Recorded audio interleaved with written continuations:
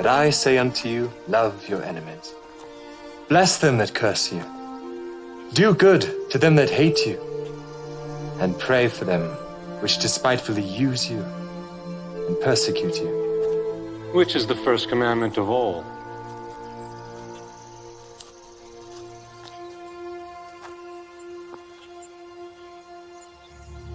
Hear, O Israel, the Lord our God is one Lord. Thou shalt love the Lord thy God with all thy heart, and with all thy soul, and with all thy might, and with all thy strength. This is the first and great commandment, and the second is like unto it. Thou shalt love thy neighbor as thyself. On these two commandments hang all the law and the prophets. Master, thou hast said the truth. There is one God, and none other but He. And to love Him with all the heart, and with all the understanding, and with all the soul, and with all the strength, and to love his neighbor as himself, is more than all the whole burnt offerings and sacrifices. Thou art not far from the kingdom of God.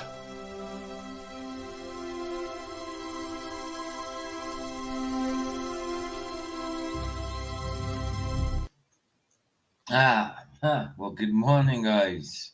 Good morning. Mr. Super Sideliner, Twilight Nights, Roger, and Barbara, Jehovah's daughter, Barbara. How you doing? Good to see you all. Barbara, I see that you got my little note that I left kind of for you. It wasn't for everybody else, it was more for you. Because I did say I would do a John Todd yesterday and all that. But then I thought about it and I thought I might as well use them for Sermon Sunday. Because on Sermon Sunday, it's mainly a watch party watching the sermon. So, like, why not listen? What do we usually do on a Sunday if we went to the church? Yeah, you watch the pastor, yeah, but he's not doing much, isn't he? Is he? So we can watch the visual that's there and listen to the sermon. You know? So I thought I'd keep them for Sundays, sort of thing. So Sunday sermon type of thing. Probably maybe some other times of the week as well at some point, but start off on a Sunday. You know what I mean? Oh, you're almost home, Roger. I didn't know you weren't at home. But good to see you guys. Good to see y'all. Good to see you. No idea what this video is about. Again, I just come across of it. Come across of it. Why does it keep slipping out? Come across it. Weird. It kept coming. I went to correct myself and I said the same thing again. Come across of it. Weird. Don't know why. Never heard that expression before. Come across of it. It's a new expression by PJ. Anyway, yeah, Roger, links at the top if you want to come in when you're back home and all that. It's up to you. But in the meantime, how many's going on now? I can see what's in chat. How many's watching? Just refresh. 5 watching. Take another couple of minutes. Give it another couple. See if anybody else comes in. But let's get it up ready anyway. Might as well get it up ready. And I've already got a Mr. Super Sidewinder song sorted, so I don't have to think about that. Yeah, I'm just going to start off with this one here. An hour and 1 minute long. Ooh, so maybe I'll best be doing a bit of watching then. Right, let's do it. Oh, well, unquestionably be an intelligent. Right, actually, yeah, let's do it the way I usually do it. Rid of the banner for now. And we'll do it that way, but in the corner. But anything, if it needs to be read, I will remove myself. Obviously, I don't know if it starts off right here or if it's just showing what will be on during while he's talking. We'll see. Ends a minute. Just wait for 7 watching. Isn't too bad. Isn't too bad so far. I'll give it another couple of minutes. Give it another couple. But thank you guys for turning up.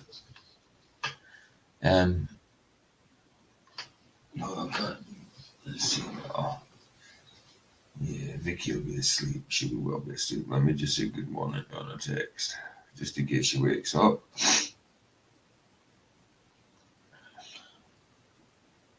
Oh, just letting her know, just in case she wakes up. I'm not going to wake her up. I'm just going to text her, letting her know I'm live if she wants to go on.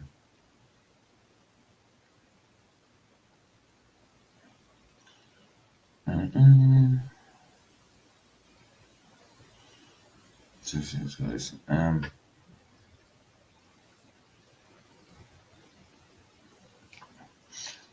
There we go. Right. Okay, what we're on 7. And you're twice as nice.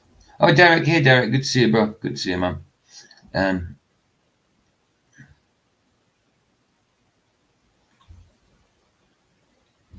2:07 a.m. Yeah. Oh, wherever you're at, Derek. Okay, got you. For those of you in the UK, well, for us in the UK, it's 8 minutes past 8 in the morning. 9 minutes past 8. Sorry, I just turned. Hey, Jeff Gasshead. Good to see you, man. Good to see you. So Twilight is in the UK. Oh, no, Twilight's not in the UK. Sorry, 308. 308, Twilight said. So I was thinking it said 808 there. No. Bless you guys. Bless you guys. It's nice one for coming. Let's just get going. 6 minutes in. Yeah, suck it. Why not? And you would do it for you, Barbara.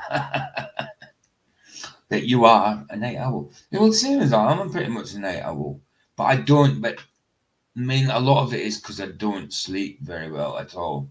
So, like, sometimes I will say, I'll put, because I got a comment here yesterday by Sergio saying, he was only thinking out loud, sort of thing, typing things down, saying, oh, he's learning not to take this time seriously now. If it would have been 12 a.m. for him, he's learning not to take this time seriously. He's used to the changes, the rescheduling. He knows not to take it. He doesn't take it seriously anymore. And I'm like, well, I do. It kind of upset me a bit. I said, I do. It's just sometimes I don't sleep. So, like, I will aim for 8 a.m. GMT, which is all you guys' time and all that you just said in there.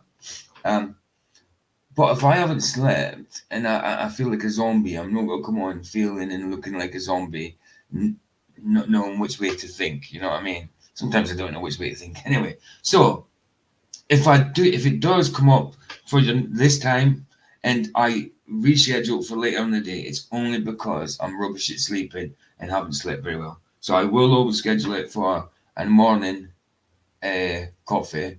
Unless I know I've got something on in the morning, then I'll schedule it for afternoon.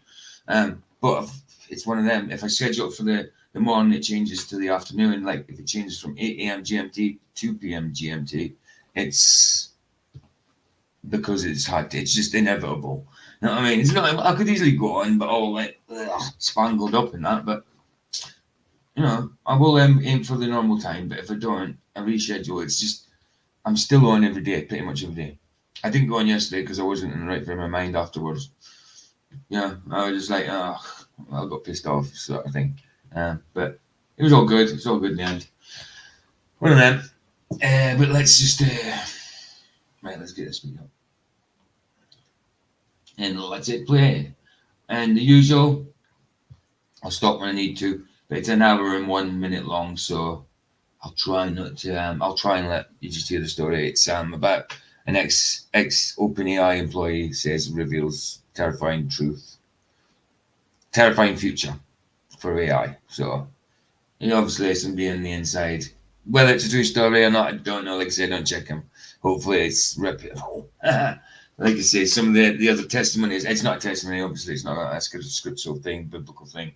But like a couple of testimonies I've done lately, I think I don't think the channel is dodgy, even though I will check that out later. You know what I mean? Depends on the next few, because I've seen a few testimonies that I knew were true and were credible, but then there was a couple after that I hadn't heard of really, and they were a bit questionable. So yeah. Hopefully it's not the channel and it was just the people themselves giving testimonies.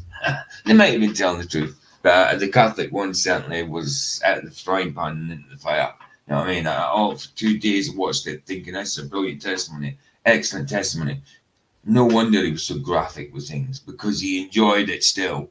He said that Catholicism saved him. Catholicism is the light, not Jesus. He never mentioned Jesus being the light. He never mentioned Jesus hardly. He mentioned the Blessed Mother. So I was pretty wondered about that testimony. It was really good until that point. Like, wow, come on. And then I didn't know if it's a true testimony, and he's just gone from the frying pan into the fire, and he's not really saved, or it was just a testimony, you know.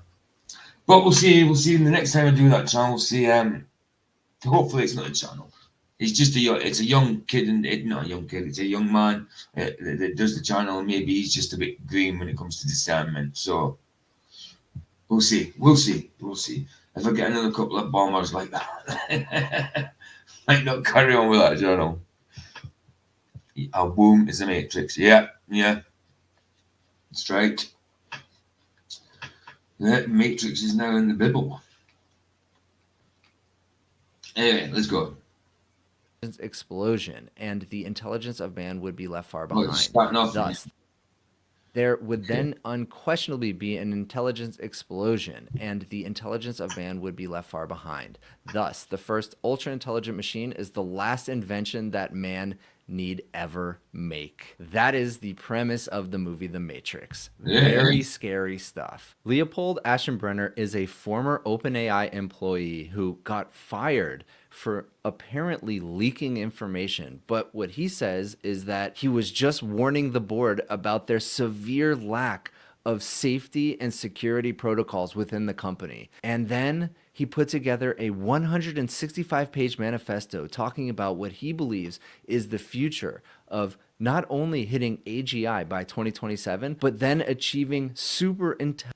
Hey, just JP, good to see you, bro. Good to see you, man. I don't even, is it wet here? No, it's not wet here. The sun's actually out. I ain't got my blinds open yet. Intelligence by the end of this decade. And he says very few people are actually aware of what is coming. And I read all 165 pages, and I'm going to break the whole thing down for you. All right, so here it is. Leopold Aschenbrenner, Situational Awareness, the decade ahead. I read through everything, and I highlighted the most important bits. So let's get into it. First and foremost, dedicated to Ilya Sutskever, who I believe Ilya and Leopold were the ones who really kicked off this going to the board and telling them about all of their security concerns. So he dedicated this entire thing to Ilya. And he also gave a thank you to Jan Lakey and Ilya again. And if you remember, Jan is somebody who just left OpenAI with Ilya just about a couple weeks ago over the same security concerns. So obviously I'm not going to read this whole thing, but especially in the introduction, there are a lot of really interesting. Keep putting myself back in there, then it comes up with more. People use the background as their sharing screen. That means I have to take myself out now and again. There we go, take me out again. Bits, so I'm going to try to cover it all. Over the past year, the talk of the town being San Francisco, has shifted from $10 billion compute clusters to $100 billion compute clusters to $1 trillion clusters. Every 6 months, a zero is added to the boardroom plans. And that is something that we're seeing. The explosion of NVIDIA stock, the acquisition, the massive acquisition of GPUs by leading tech companies is unlike anything we've ever seen in the history of technology. And one thing that I haven't thought a lot about is the power needed to... We're building machines that can think and reason. And I do believe they're trying that. And whether it's actual, I don't know what to call it, like self-aware. I mean, I don't think they'll ever be self-aware like humans, but maybe aware to a point to do a Terminator type thing. I mean, not time travel. No, forget about that. About a Cybernet type thing from Terminator, where Skynet became self-aware and realized that humans were the problem on Earth and started nuking each other. So, well, is that possible? I think it's very possible, and I don't think it's got to happen. I mean, not nukes anyway. I don't really believe in nukes, but nuclear power, yeah, but I don't believe in nuclear bombs and stuff. But I mean, I could be wrong. I don't know where I was going with that. It was just thoughts. I was just thinking out loud, just blathering out loud, guys. Power all of this compute. And it seems like behind the scenes, there is a fierce scramble to secure every power contract still available for the rest of the decade. And we're going to touch a lot more. Hey, Roger. What you saying? Hey, Smiley, how we doing today? You good? Oh, bloody hell, there's Combo as well. I was about to let Combo in, but I thought, oh, better not, because he lets himself in and I'll be putting him back out. How you doing? Hey, Jono, good to see you. Good to see you, Jono. I'm just going to make a coffee and then I'll be back with you. Go for it. How's it going, Roger? Oh, it's going wonderful, sir. Been a hell of a day. Had a nice birthday celebration. It lasted all day long. Oh, nice. How did it go? Off and on. We went did axe throwing. Ever do that? No, I've never done it, but I've seen it done, obviously. I've done it myself as a kid, but I've never actually done it as in a professional thing. No. I never did it like that, and when I picked it up, it's like boom, boom, boom, boom. I'm like this, like holy crap! How did I get so good at this? I've never done it before. Sometimes you're just good at stuff. I remember going bowling, 10-pin bowling for the first time. It's not as big as it is in America, obviously. Yeah. Cons de-eyed himself. I don't know where I'm going, mate. I've only just woke up, like, so I can't see properly. I hear. And the first time, sometimes you're just bowling and stuff. First time I played 10-pin bowling, it's when I had a load of vodka down me and I was garbage. I couldn't believe it. I'd never been garbage at anything in my life. And I got the certificate of the night for being the worst, having the worst score of the night. that was the vodka in me. So the next time I went bowling, I was straight. I was like, no, I'm not playing. I'm totally rubbish. And they said, oh, go on with you, whatever. And I started. I was brilliant. I mean, it's because I was drinking. It's because I was drinking that. And you don't realize sometimes when you're driving, you know drinking impairs you. When you're walking, you know it impairs you. When you're playing games, you think you're brilliant. Because when you're drunk, you play pool better. When I'm drunk, not when I'm drunk, but when a pint took effect, a couple of pints took effect, I play pool better than normal. And a lot of people do play pool and darts and that a little bit better when they're drunk. When it comes to 10-pin bowling, no, completely different. Actually, I'm pride myself in bowling. Actually, when I was a kid, I was in a league for a while too. So. Oh, fair play, man. I don't play it that much, but yeah. I don't play it that much, but when I took my second shot at it and I wasn't drunk, I was like, wow, no way. I was a lot better than what I thought. Mm-hmm. Yeah, well, then we had a break from that, and then we picked it back up a couple hours later. That's why I was in and out all day long. Like that's when I was at Flats. I went and bought the girl a gift. Then everybody put everything off till like 5 o'clock in the afternoon, so I came back on. And then after that, we took it up an hour later. After we went axe throwing, and then we went to Dave & Buster's, ate and did tequila shots, gel shots, and played video games all until now. No. I can't stand jelly shots. Like they do a lot of jelly vodka shots here. I can't stand that kind of thing. Yeah, I didn't really do anything to me. I used to drink. I used to be able to drink a lot. I never ever liked the taste of alcohol, but I used to be able to drink and handle it. But now I just can't bother with it. I really got. I don't like. I just think even as you get older as well, recovery time takes longer. You know, it's the next day you're off. Yeah. So I just haven't drunk in years now. I just haven't really drunk. Yeah, it doesn't mean I wouldn't drink a cold beer in the summer and whatever. If I went to the pub to play pool, yes, I would have a pint. Yeah, but otherwise I'm not doing it.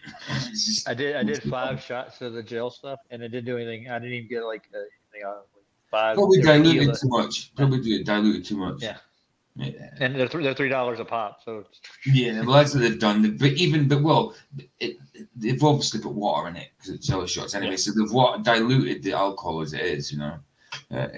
So I didn't even get a buzz off of it all. I did 5 of the things. Like, okay, why am I doing this for the flavor? I don't think so. Tequila tastes like shit. Yeah. Oh yeah, definitely. Johnny booze is a demon without a doubt. You get a demon for a lot. Like Vicky was a demon for, without a doubt. Yeah, people there's like 1 out of 8 people that start drinking become alcoholics, and it's a disease, dude. Oh, And definitely. It's the same as it's addiction to anything. It's an affliction. It's definitely an affliction anyway. Um, Yeah, speaking of beer, our local Aldi's started selling root beer. oh, Ooh, no way! Just after I nice. was talking about it the other day, I love it, like, but you can't get under it. I'm gonna have to give it a go because I was just talking about root beer the other day. What's it made out of? What's it taste like? It's like And Germaline. oh, is that what is that what it tastes like, Germaline? Yeah, that's right. So it's basically Really? the I same love thing, it. probably. Really? But fizzy.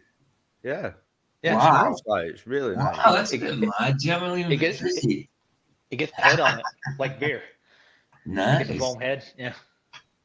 Hey Joe, how you doing, man? Good to see you. Obviously, Good to see what the Gales won't be as good as they have over in the States, like, but I Mhm. like. You, Nice. and Michael, you ever make a root beer float? As I've ever what? A float. You put ice Ice cream in cream. root beer. Ice cream. The kids love it here. I haven't even tried root beer. I mean, I've tried a Coca-Cola float or a whatever float, Iron Brew float. I've put Iron Brew in my ice cream before. But yeah, we've tried floats and that, but when it comes to root beer, probably not. Give it Probably a not. shot. You'll like it. I promise. Well, I haven't even tried root beer yet. I'll try root beer first. I'm not going to put it straight into my ice cream. I just don't. Yeah, I might like it, but I like ice cream. I might like root beer. Let's just try them together. Yeah. Anyway, let's carry on with this. Well, Yeah. bananas grow upside down, though. That's all I gotta say. Well, yeah, they do. They do. Even Derek said it last night in Flatz's chat. Isn't that And like a then he was Mandela talking effect about or it. something? Sorry, I don't know. Isn't that like a Mandela effect or something? what bananas? Yeah, I Well, always thought they grew out at the top of trees, like, but They usually grow at the side of it, and they kind of point upward at an point angle. upwards. yeah, Yeah. I've seen pictures, like, I could have sworn it were like people were banging on that it were a Mandela effect. Or I something. remember when I Well- first seen the upside down Christmas trees, and I was like, I've never seen that before in my life. To me, that was a Mandela effect, but to others, it probably not. You know what I mean? Like I've never seen that. yeah, well, I think it's basically like a Scandinavian country or something. It's like like we have our Christmas trees, pagan Christmas trees, up pointing that way. They have it the other way, hanging from the ceiling, and I'd never seen that before. And to me, that was Mandela, you know. But you know, You ever seen National Lampoon's Christmas? yes, that's the one. That's when I say Christmas trees. That's what I think of right away. Oh, the big thing jumping out the trees and The squirrel. goldfrost and stuff. Squirrel. Yeah, man. And the Anyway, cat. you know the score, guys. Just give me a shout at the start if need be. Okay. More on the power consumption, how we're going to power all of these massive server farms. American big business is gearing up to pour trillions of dollars into a long unseen mobilization of American industrial might. By the end of the decade, American electricity production will have grown tens of percent. That is crazy to think about. All of these compute clusters being built out need electricity. They feed on electricity. That is how they run. And we literally do not have enough electricity in the United States currently to power everything that we're going to need to power to reach AGI and superintelligence. The AGI race. We don't have enough electricity. I mean, we don't provide enough. I mean, there's enough electricity everywhere. Just don't provide it, do they? Nope. Look at Flatz's situation, man. It's unbelievable. I mean, he doesn't get it as much as when I first started going live with him. He used to like that. Load shedding he was getting it every day, wasn't he? And now it seems it's calmed down a bit, but that was for a reason. Then it's come back, and yeah, it's in the UK we've never really dealt with that. It's a bit weird. It's a bit weird to think about. I don't think we'd have it. Like everybody go mental. I don't know how you cut, like, we have freezer stuff. I know. How? I know. I don't know.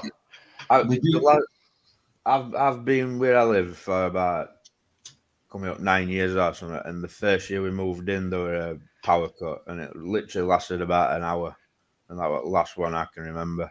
Well, that's it. I mean, I haven't seen a power cut in a while. I had an hour one as well a few years ago when I didn't live here. The place I was at before this, when it was when I was Well, it was emergency accommodation because didn't have a place to live in that. Yeah, that lasted about an hour, and I think they put it off for a reason. You know what I mean? It was intentional to fix it. I don't know, but yeah, I haven't seen a proper power cut, like been out for a full day, 2 days since I was a kid. Since we used to huddle up in the snow near Christmas time. That it wouldn't be exactly Christmas time, but there'd be snow. You know what I mean, or whatever. But never get snow on Christmas Day. But there'd be snow or whatever, or bad weather, and it'd be all dark outside and dark indoors, and you all got candles and you're playing board games and stuff. I used to like that. I used That to was like fun. that Yeah. for some reason. Yeah. Nowadays you wouldn't. Nowadays you wouldn't. People thing wouldn't be able to stateside here- survive, would they? Mm. If they couldn't get on the phone or Oh God, no. What to do? go on computer, they'd be lost. Absolutely. I don't see Absolutely. why that is. But over here on the state side with the power grids and stuff, they're so out of date that they need to upgrade it because we've had some serious problems in some of the mountain towns I've lived in. Like their transformers would go out on the regular, the whole damn grid would shut down just because they're out of date and they can't handle the load. Yeah, they need to put money into it. There's no doubt about it. They need to upgrade the whole system and just replace most of the transformers and stations, but they haven't done that like since World War II almost. It's horrible. Right. And people get Well, hurt. I certainly see the Mandela, especially in scripture. Definitely see it. I definitely see it, and I'm not going to lie when people don't agree with it in scripture. I'm not going to, like you said to I can't remember the dude I had in my what's his name again from Mark. Nothing As It Seems, Mark from Nothing As It Seems podcast. Like you said to him when we spoke to him that time, I'm not going to lie about what I'm seeing in scripture. If I see it, I'm going to say it. You know what I mean? So yeah, I see it in scripture, so I'm not going to lie and say it. I don't see it. You know. Yeah, I got one more thing to say to you guys right quick. I'll be talking about bananas earlier. The banana probably has changed because they keep messing with the breed of banana. Maybe. Yeah. Maybe. And guess there's one person in particular one family, their name is called Cavendish. Ooh. And the yellow bananas you get in the grocery stores, those are Cavendishes. See, I never knew It's about weird. blue bananas until the other month. When there's a shop in Coventry called Blue Banana, but I just thought it was a weird name. You know what I mean? But now I know you actually get blue skinned bananas. Like what? We used to get plantains because I lived in a Jamaican community in Charlotte, and then they would do Plantains, plantains. yeah, they're a bit different. Yeah, they look like a banana, but if you open one, eat one before cooking it, tastes nothing. Oh like yeah, a banana. It's bitter. you don't want to eat that, man. No, I've tried. I remember cracking one open and thinking it was a banana, and it was awful. But plantain cooked now, it's fine. I like it. Yeah. I like it. Anyway, let's go on. Has begun. Now for his predictions. By 2025, 2026, these machines will outpace college graduates. We're basically almost there. By the end of the decade, they will be smarter than you or I. We will have super intelligence in the true sense of the word. And to be clear, he defines super intelligence as what is beyond AGI. AGI is one thing. Super intelligence is another, and I'm going to show you what that's all about soon. It's kind of scary to think about. Along the way, national security force. Superintelligence is next to pretty much aware. I'd say what they would call humanly aware, I suppose, but not human, obviously, but self-aware. Sorry. Well, I want to say one thing about this kid. He seems a little bit off. This is not. He's telling someone else's story, though. I know, but I'm just saying, like his personality. He's saying it's scary. Right. It seems like he'd be the kind of guy that would be scared of it. Well, yeah, maybe this is not. I mean, this is not scriptural or anything. This is just. No. I mean, it's not biblical scriptural. It's not taken from there. It's nothing to do with that. I just seen the title and thought, yeah, it'd be all right for one of the non-scriptural ones, sort of thing. My pops used to think that like this was like the beast. Like the supercomputers and stuff. Yeah. I mean, because the www thing as well. That means 666 and all that. It certainly can be used for bad, absolutely, but also used for good. I don't believe that the internet system is the beast. You know what I mean? I think that's got to be a physical entity. You know what I mean? Mm-hmm. But people do have these kind of opinions on it. They got an imagination, dude. Mm-hmm. Oh yeah. I was Course, is quite not seeing- shocked to see that there were a place in Bible called AI. I thought that was strange. Oh yeah, of course there is. Is there? Yes. Oh yeah, I know. Yeah, I know you're talking about now. Yeah. There is as well. Yeah, I forgot I about know that. it's like probably not to do with AI, but it's just strange. Strange. It's like kind of right outside Palestine, I think. Before the Israelites went in, they went into a town called Ai, didn't they? Yeah. Yeah. I remember that story. half a century will be unleashed, and before long, quote unquote, the project will be on.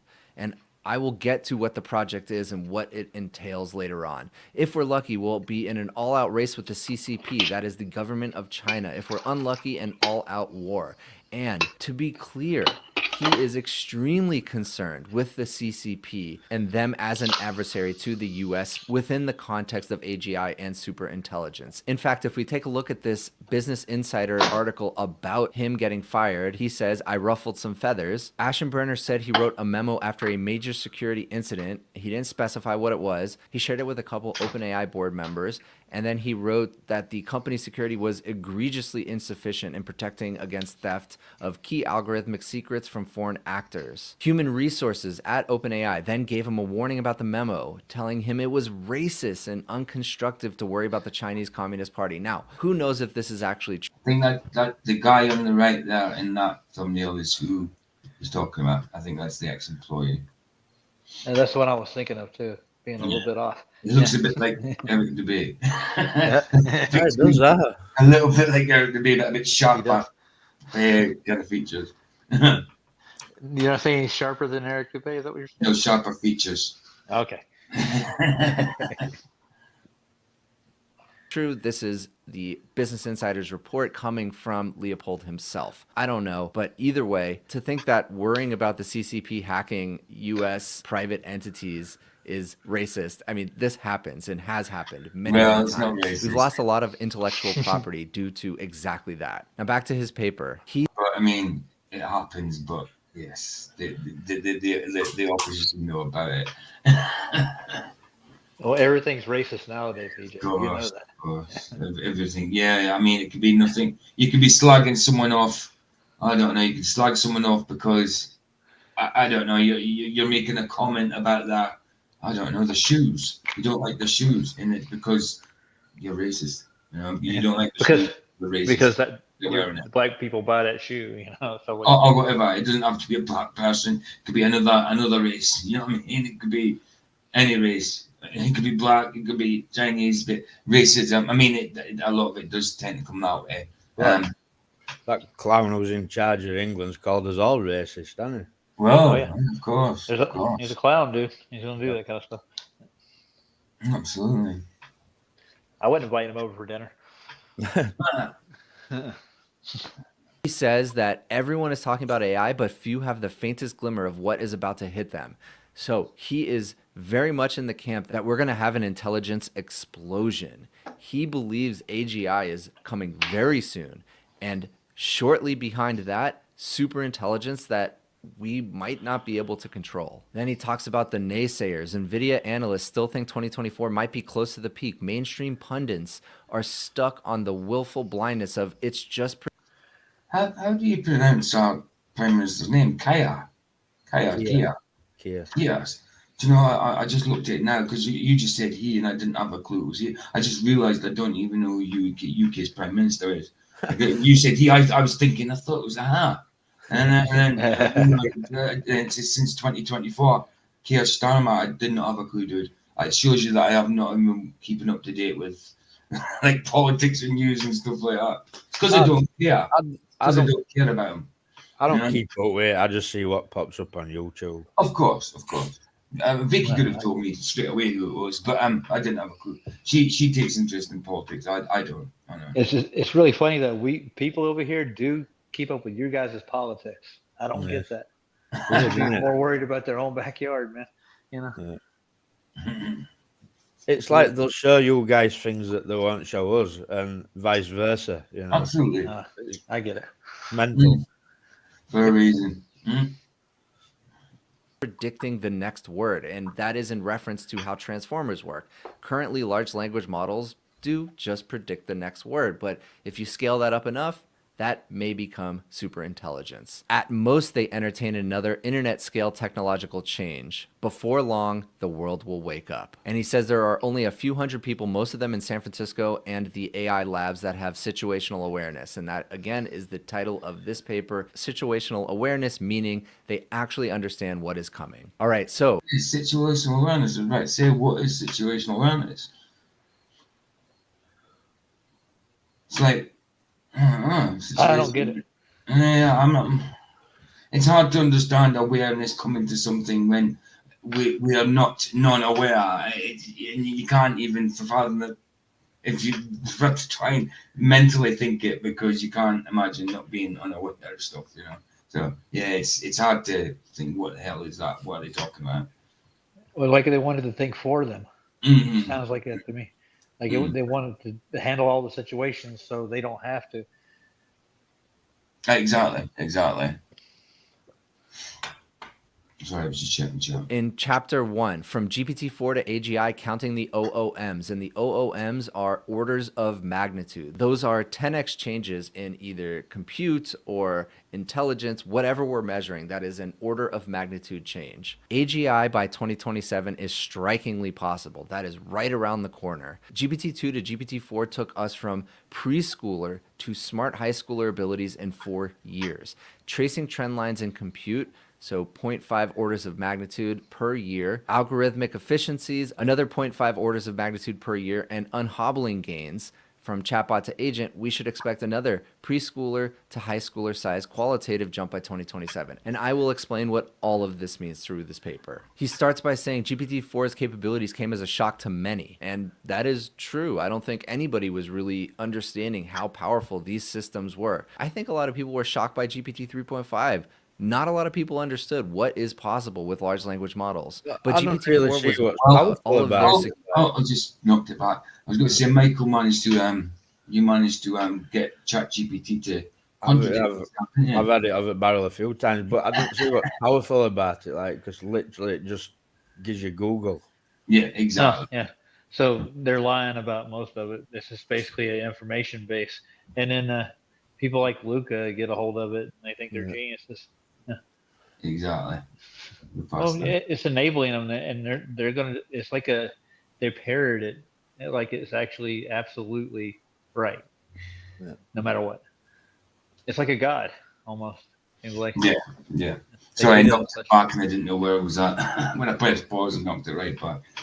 So when you start getting it to say things like, "I'm sorry, you are correct," you know what I mean? It's like, it's not very clever, is it? No, not really.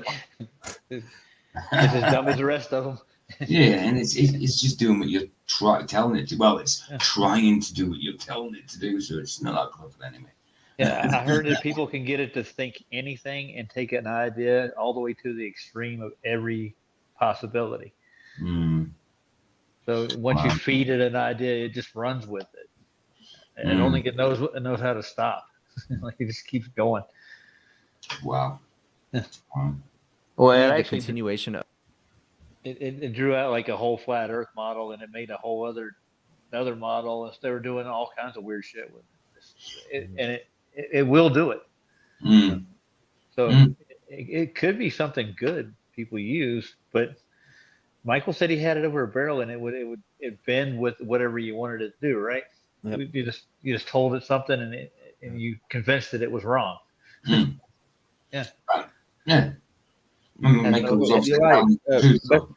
Best way to do it is quote its own reply back to it and say that's not correct and offer why it's correct, and then it starts backpedaling. It makes a bad debater. I'll debate ChatGPT. Well, that's what you were pretty much doing, wasn't it, Michael? Debating ChatGPT on a subject. Of a decade of breakneck progress in deep learning. A decade earlier, so just 10 years earlier, models could barely identify simple images of cats and dogs. 4 years earlier, GPT-2 could barely string together semi-plausible sentences. Now, we are rapidly saturating all the benchmarks we can come up with. And yet, this dramatic progress has merely been the result of consistent trends in scaling up deep learning. Now, that is what a lot of people say. If we just continue to scale up large language models, we can reach AGI and beyond. Jan LeCun and the team at Meta is of a different thought. They do not believe that the underlying architecture behind transformers, behind large language models, is enough to scale up and reach AGI and beyond. And what happens when we hit AGI? That's when we will have the explosion of artificial intelligence. But why? How does that actually happen because of AGI? How? And again, AGI itself isn't the explosion in intelligence. That just means that artificial intelligence is good enough to do things better than humans on average. So let's see. I make the How does it start off? How does it look when it starts? You start to realize it's aware. What does that look like? It can't just be chat GPT and that, because like Michael said, you can fool it. Well, I'm going to go a little suspect on this idea. Like maybe they're just saying this stuff for the most part, and they're Well, going to try to. maybe. Yeah, I think there's two versions running parallel with each other. One's this knackers that they're feeding people, and then the true AI is like some link to demons or something. You know, Exactly. Already intelligent, already super intelligent because it's been around for thousands of years. You know, exactly. I get you. The intelligence inside of it. I mean, it's just a shell for it, isn't it? The intelligence inside of it is a supernatural thing. You know what I mean? So, like Michael said, it's been around for thousands of years anyway. So it knows a lot of stuff. I've heard stories from like South Africa and South America where they found like robot parts inside of temples that were like odd. And I've seen some of them, and it's like they were mechanical enough that I think they may have tried something like this before, like black magic with technology. Well, that's it. Yeah, they probably tried to make some kind of moving body to put a demon inside. They probably tried that. Yeah, I can see it. Yeah, absolutely.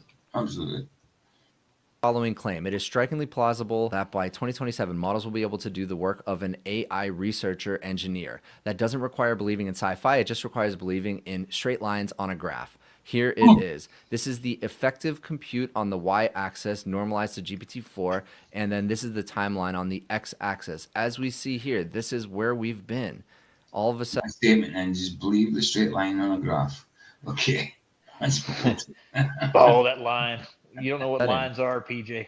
Hi. Absolutely. You see it coming line. We have crossed over this GPT-4 line, and we will continue all the way up to here where automated AI researcher. Why is that the mark though? Why is that the benchmark that we have to measure against? Well, if AI is as smart or smarter than an AI researcher and engineer, then all of a sudden we can deploy hundreds of them, thousands of them, millions of them, all working 24 hours a day in parallel, doing research and compounding the effects of that research and that development of AI. The growers. Hi, I've never seen you before. Good, thanks for coming.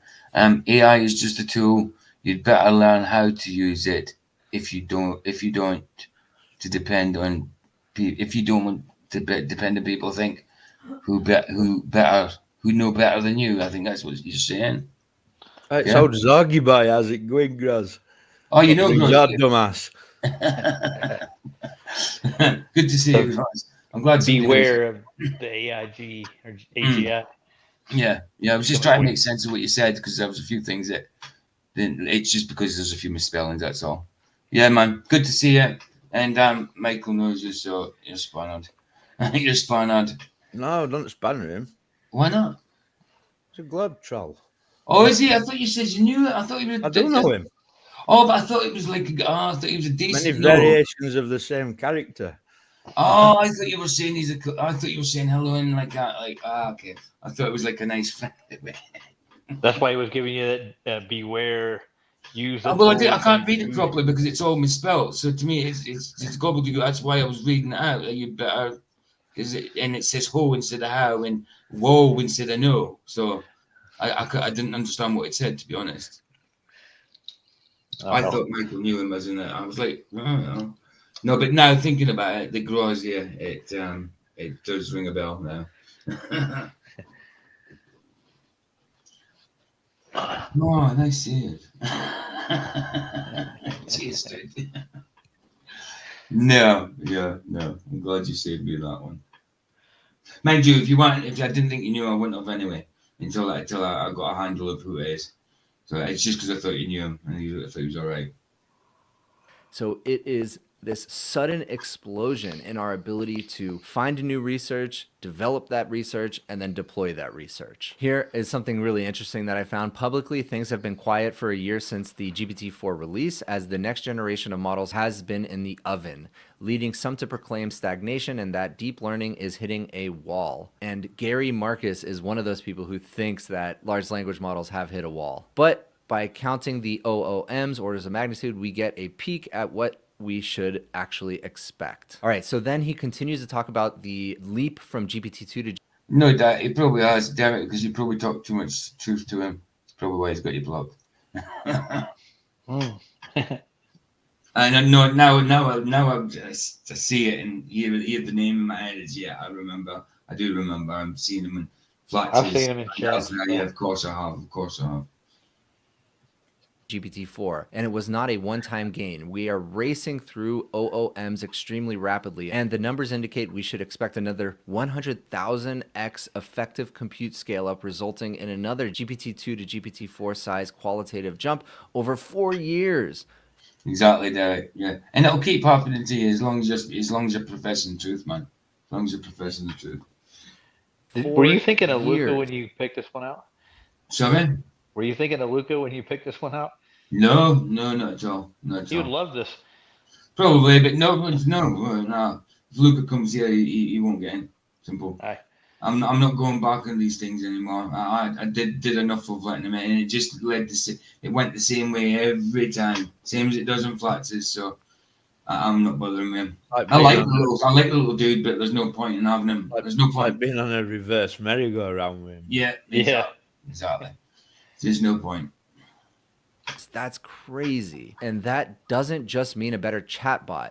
Gains should take us from chatbots to agents. Of course, you know I'm very bullish on agents. From a tool to something that looks more like a drop-in remote worker replacement. Another jump like that very well could take us to AGI, to models as smart as PhDs or experts that can work beside us as coworkers. You know, a lot of PhDs ain't that smart. No kidding. you ain't half wrong. Oh wow! Just because it says PhD next to them doesn't make them smart, dude. Well, these scholars are going to love this stuff. They won't have to do any of the legwork to do research. They'll just pull up the chat GTP. Boom. PhDs have been tricked into thinking pseudoscience is science, haven't they, as well? Like, Oh, absolutely. Yeah. They advocate for half of it, don't they? Perhaps most importantly, if these AI systems could automate AI research itself, that would set in motion intense feedback loops that I've been describing so far. That I hadn't thought enough about. The fact that the second we create something that can iterate on itself and actually do research on making itself better, that feedback loop is going to be insane. And that's kind of the premise of the movie The Matrix. Even now, barely anyone is pricing all this in. So let's take a second and let's talk about the progress to date. So we have GPT-2 in 2019. Can you believe that, by the way? 2019, just 5 years ago. Preschooler, wow, it can string together a few plausible sentences. GPT-2 could barely count to 5 without getting tripped up. So here's the example. And this is from the GPT-2 paper. You can check it out yourself, but it's just an example of GPT-2 having reading. That's dumb. Anything past 6. It got tripped over on 5, man. 2 plus 3 is 17. Well, it could count its fingers, but it didn't have it. So take his I socks got off. confused. Comprehension. Then GPT-3 in 2020, elementary schooler. wow, with just some few shot examples, it can do some simple, useful tasks. It was also commercially useful in a few narrow ways. For example, GPT-3 could generate simple copy for SEO and marketing. And here it's showing what was very impressive at the time. So a few examples, including a little coding example with CSS, it looks like. Then GPT-4 in 2023, a smart high schooler. Wow, it can write some pretty sophisticated code and iteratively debug. It can write intelligently and sophisticatedly about complicated topics. It can reason through difficult high school again, I mean, that's just a narrative that it learned that quickly in that length of time. They might have had this technology a long time ago. Yeah. But I was just thinking that maybe a high schooler was teaching it how to do this stuff. maybe, I mean, that's just how they sometimes do stuff, isn't it? Probably they nick people's ideas. Yeah. So it wouldn't surprise me. But at the same time, it's still stupid. As well as they might have had this type of technology for a long time, they might just release bits at a time. Like I dare say we could have played Xbox 360 or Xbox One in the 1960s. They just didn't release it. You know what I mean? Yeah. I don't know. I don't know for sure. It's just, it's just the way it seems to be the way of the world. You know what I mean? They seem to have a little schemes for everything. Well, like with optics, like they didn't release any of those cameras till what the mid 2000 teens. Yeah. And then all of a sudden everybody, we see way too far. Exactly. They probably had that a long time ago. Of course. Military for sure. Absolutely. competition math. It's beating the vast majority of high schoolers on whatever tests we can give it. And then again, some examples. And these are crazy complex examples that in my mind are beyond high schoolers. But GPT-4, as it says here, is still somewhat uneven. For some tasks, it's much better than smart high schoolers, while there are other tasks it can't yet do. One perfect example of that is give me 10 sentences that end in the word apple. In fact, probably an 8-year-old can do that. But because of the way that transformers work, it really struggles with questions like that. Basically, anything with planning, it really struggles with. What the hell? My beloved Father Jehovah gave me an honorary PhD in sarcasm. He and I graduated with beyond honours from the universe's most elite school of hard knocks. That's a great school out here. That's a brilliant school. Best school to learn from. University of Here we Life. go. Here's the timeline: preschooler, elementary schooler, smart high schooler, and then what is next. Now, let's take a look at this graph here. This is kind of insane. So all the way back to 1998, we can see how long this progress took. And these are just different benchmarks that they measured artificial intelligence against. So you can see how long it took to get better. But then all of a sudden, right around 2016, we started to have this explosion in capabilities. And all of these trend lines are going directly vertical. They're I wonder if that's because that's when they decided to come out with it. 2015, 2016, what kind of date? Well, I mean, I think it's kind of a year for a lot of us. 2015 of truth. You know what I mean? Yeah, my dad worked for Apple when I was a kid, and I got to meet a lot of these engineers. They came in and out of their home and stuff every once in a while. And Silicon Valley has a lot of weird stuff too. They probably have had a lot of this technology just laying around, and they're building the beast out of it. improvement is substantial. And here is an example from GPT 3.5, which was 2022, to GPT 4, which is 2023. Here are their performance in a bunch of different exams, from the bar exam, LSAT, SAT, GRE, etc. Look at GPT 3.5, 10th percentile, 40th percentile, 87th percentile. But now look at GPT 4. I mean, the GRE verbal, 99th percent. The bar exam, 90th percent, the LSAT, 88th percent, SAT, 97th percent. So really outperforming humans on most of these tests on average. And then he goes on to talk about the skeptics. Over and over again, year after year, skeptics have claimed deep learning won't be able to do X and have been quickly proven wrong. With the example here, if I can beat ChatGPT, then does that make me as smart as what is just listed on there? Probably, yeah. Course, man. I would say so. You outwitted it. Yeah. Either that or more manipulative. I'm going to put in for my PhD. Go for it, Okay. dude. Why not? You're the most cleverest PhD I know so far. Yeah, you could get tenure at a college, man, and get a big paycheck every month. Man. Go do lectures. Yeah. Too right. Is Jan LeCun again. Jan LeCun is the head of Meta AI, predicting in 2022 that even GPT 5000 won't be able to reason about physical interactions with the real world. GPT 4 obviously does it with ease a year later. Now, I don't necessarily believe that. It does not do it with ease. And Jan LeCun gave some really good examples of GPT-4 not being able to be a world model in itself. And I made an entire video about it where he had a discussion with Lex Friedman. Check out that video. And Jan LeCun believes that we're going to need some additional technology in PJ. addition to Yeah. transformers to actually. You ever watch any of Lex Freeman's podcast?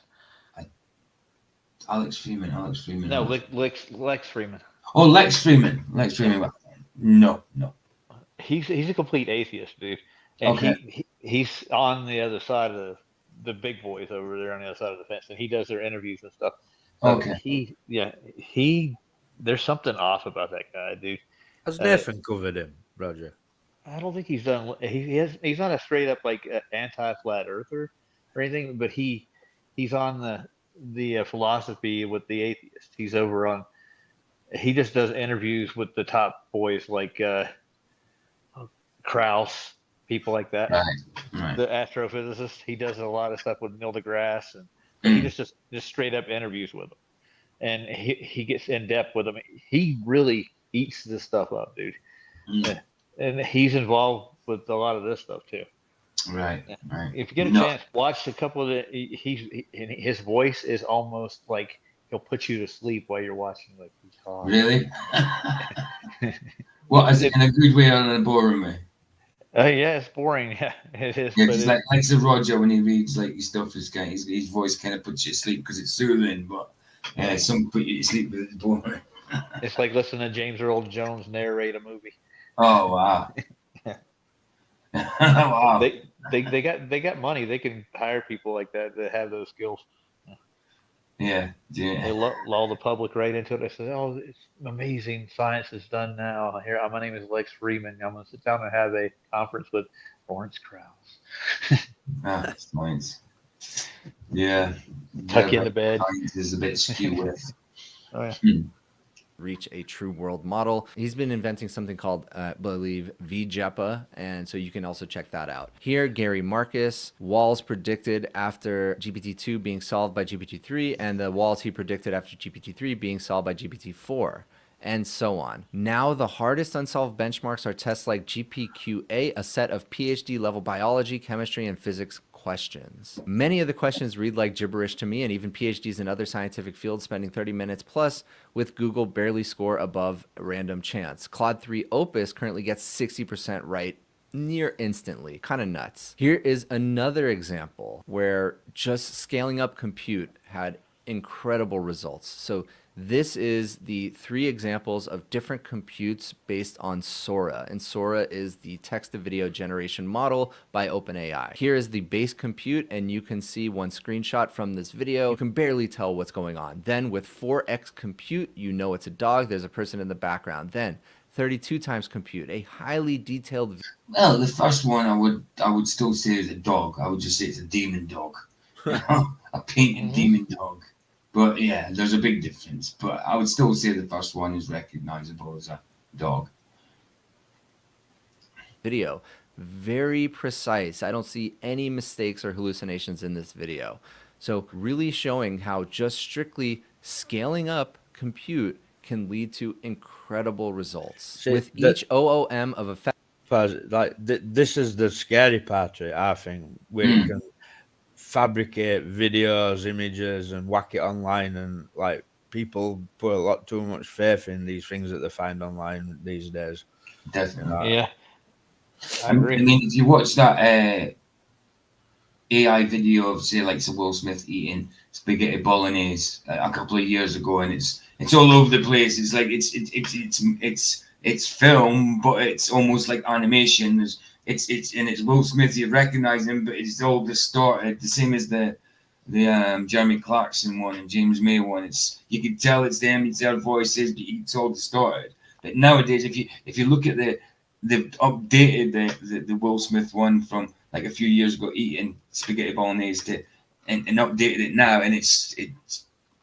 I mean, you can still tell it's AI, but AI generated, but it's a lot more believable than the one from a couple of years. The other one from a couple of years ago or a year or so ago was it's like a fever dream. Like a fever dream. It's awful. Yeah. I mean, It's going to be easier to fool people. I think Michael's trying to aim at now. Yeah, That they have this kind of thing at their fingertips, so you don't know what's real and Well, what's not. I mean, this is just what they tell you. I mean, how long has it been able to do this manipulation, really? Yeah, and how Exactly. good, you know?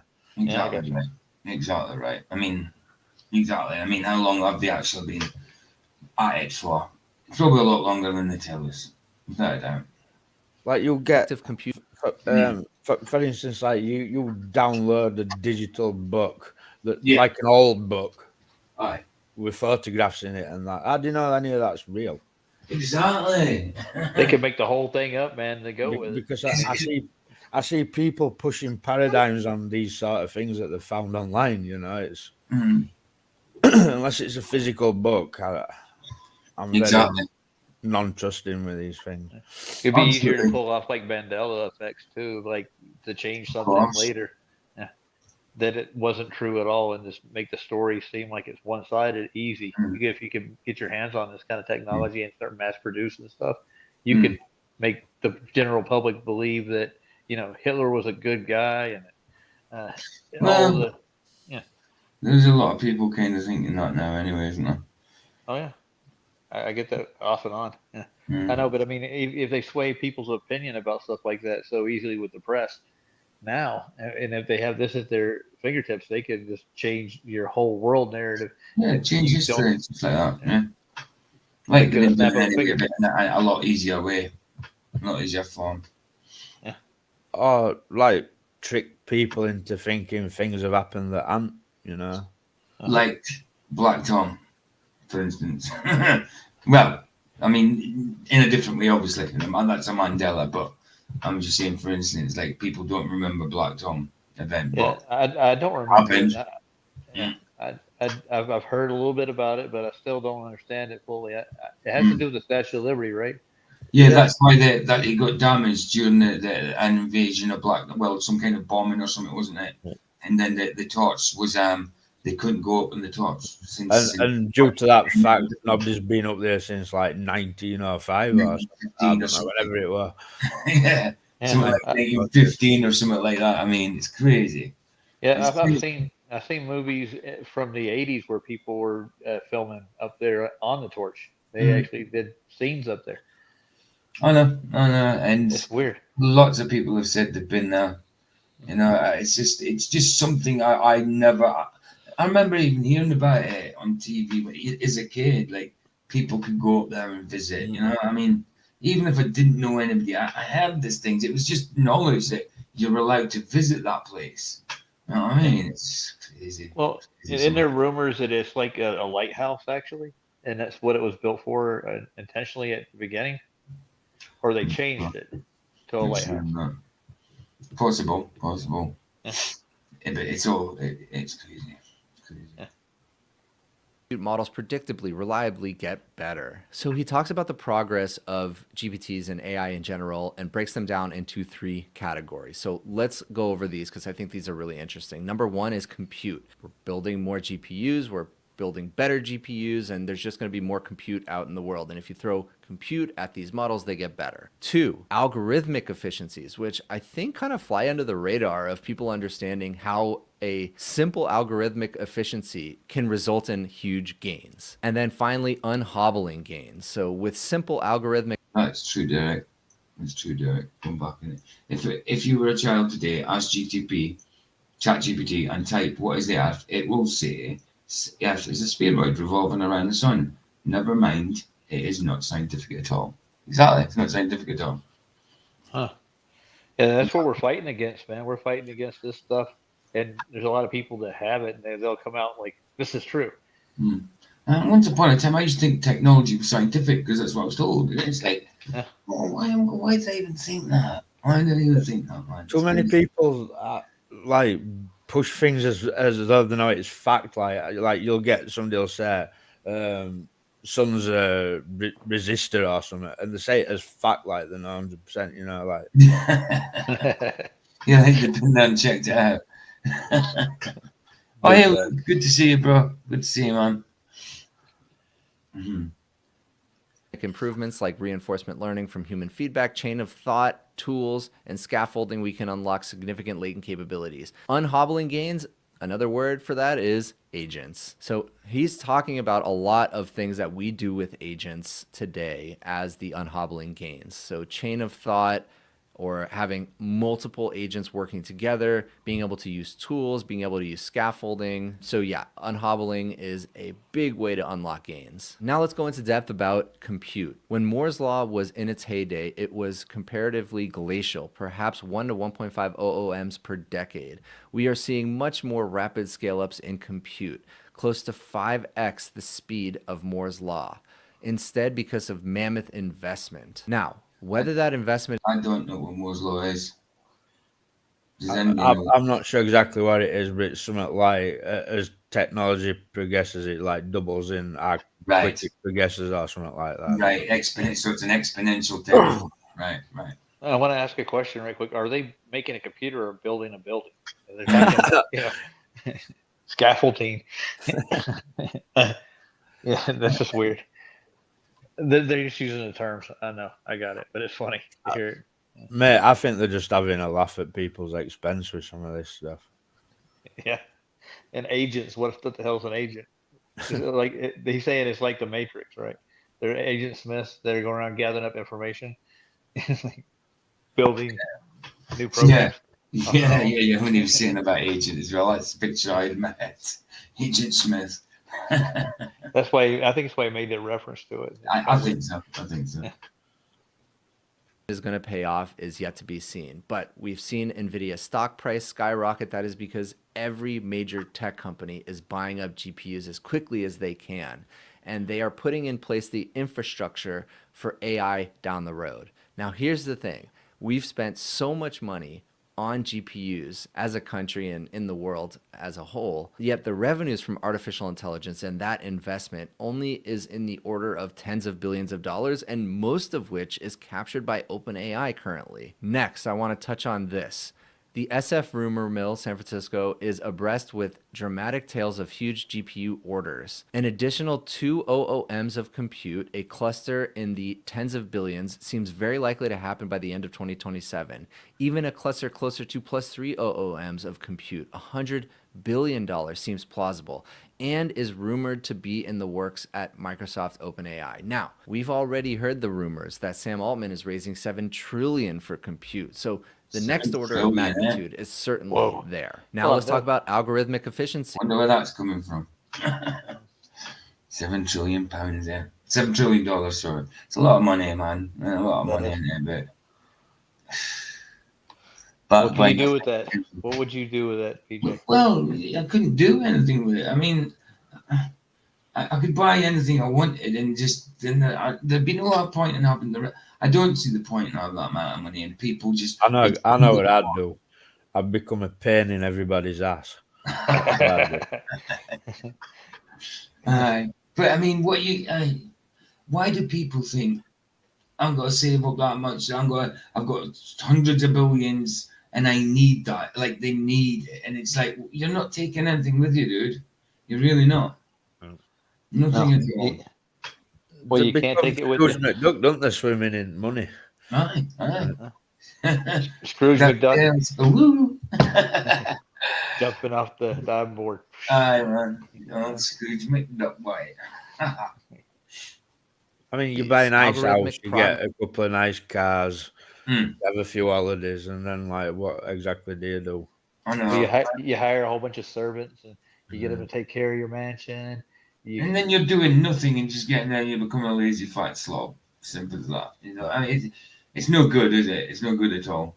If you've got to pay for everything to get done for you, you're not looking after yourself. You know what I mean? At all.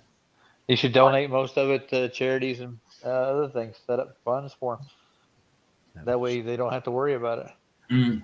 But the thing is with charities as well, they're all a rip-off, aren't they? I mean, the charity themselves are only getting about, well, I don't know. For instance, that's always- at some point, 11% of what's donated. The charity is only getting 11%. Well, the 11% is only going to what they're charitied for. You know what I mean? What they're charitying, what the charity is, or what they support or cover, whatever way you want to put it, you know? That's why I was saying set up trust funds for the charity, so Oh, right, they yes. make sure they actually do get the funds on an Got it. annual basis. That way, they Got don't have to worry about taking care of the parishioners on a regular. So No, that's got what it. I would do personally. I mean, there was a big thing here back ages ago when the people were looking into charities and Yeah, I remember it. find out they're only getting 11% of stuff. You know, what? Where's the rest of it going? Yeah, what's the rest of it going, man? Is it the same in the States, Roger? Like, I mean, Oh yeah, you get it is. adverts here and every other adverts for one charity or another charity, you know what I mean? Absolutely. Well, they make it more commercial here. Like, remember back in the '80s, they had Jim and Tammy Faye Baker. They were preaching the gospel supposedly. Oh yeah. They were pocketing a lot of money, and the feds came in and put Jim in federal pen. Mm. But he only spent like 4 years in there, and he was in like the luxury wing. He had a tennis court, He's cable dead now, TV. isn't he? Is No, he I think dead? Jim's still around. Oh, is it? I mean, I think they're a different couple. Were they pastor? Was he a pastor? Yeah, he opened a Christian resort in South Carolina. Yeah, Not and his too far wife from used to where I live. pastor underneath him, under him. Yeah. Yeah, She I think I had know. the what big it is. the eyelashes. They call it. Yeah. Aye, absolutely. Southern drawl, southern kind of Yeah. soft drawl. Actually, my dad worked for him doing their Ah. telephone work, and I got to know the family. And their son used to come over and try to hang out with us, try to be cool and stuff. We were skateboarders, so he tried to hang out with us. There's a clip of him with Copeland, isn't there? Oh yeah. Yeah. It is the right. Him and Paul Yeah, I get it. Crouch. I know it. Yeah. Okay. The Wow. TBN network. Yeah, that's the kind of when they do it here. When those people do it, they go out big, man. But I mean, like on a local basis, like your March of Dimes and stuff. Yeah, they skim off the top there too. It's just when the big churches go on the scam, they make millions. I don't hear about that in the UK. I just realised the other day when I was talking about that you're next to that blooming mad airport, aren't you? Denver Airport with the apocalypse heroes on that.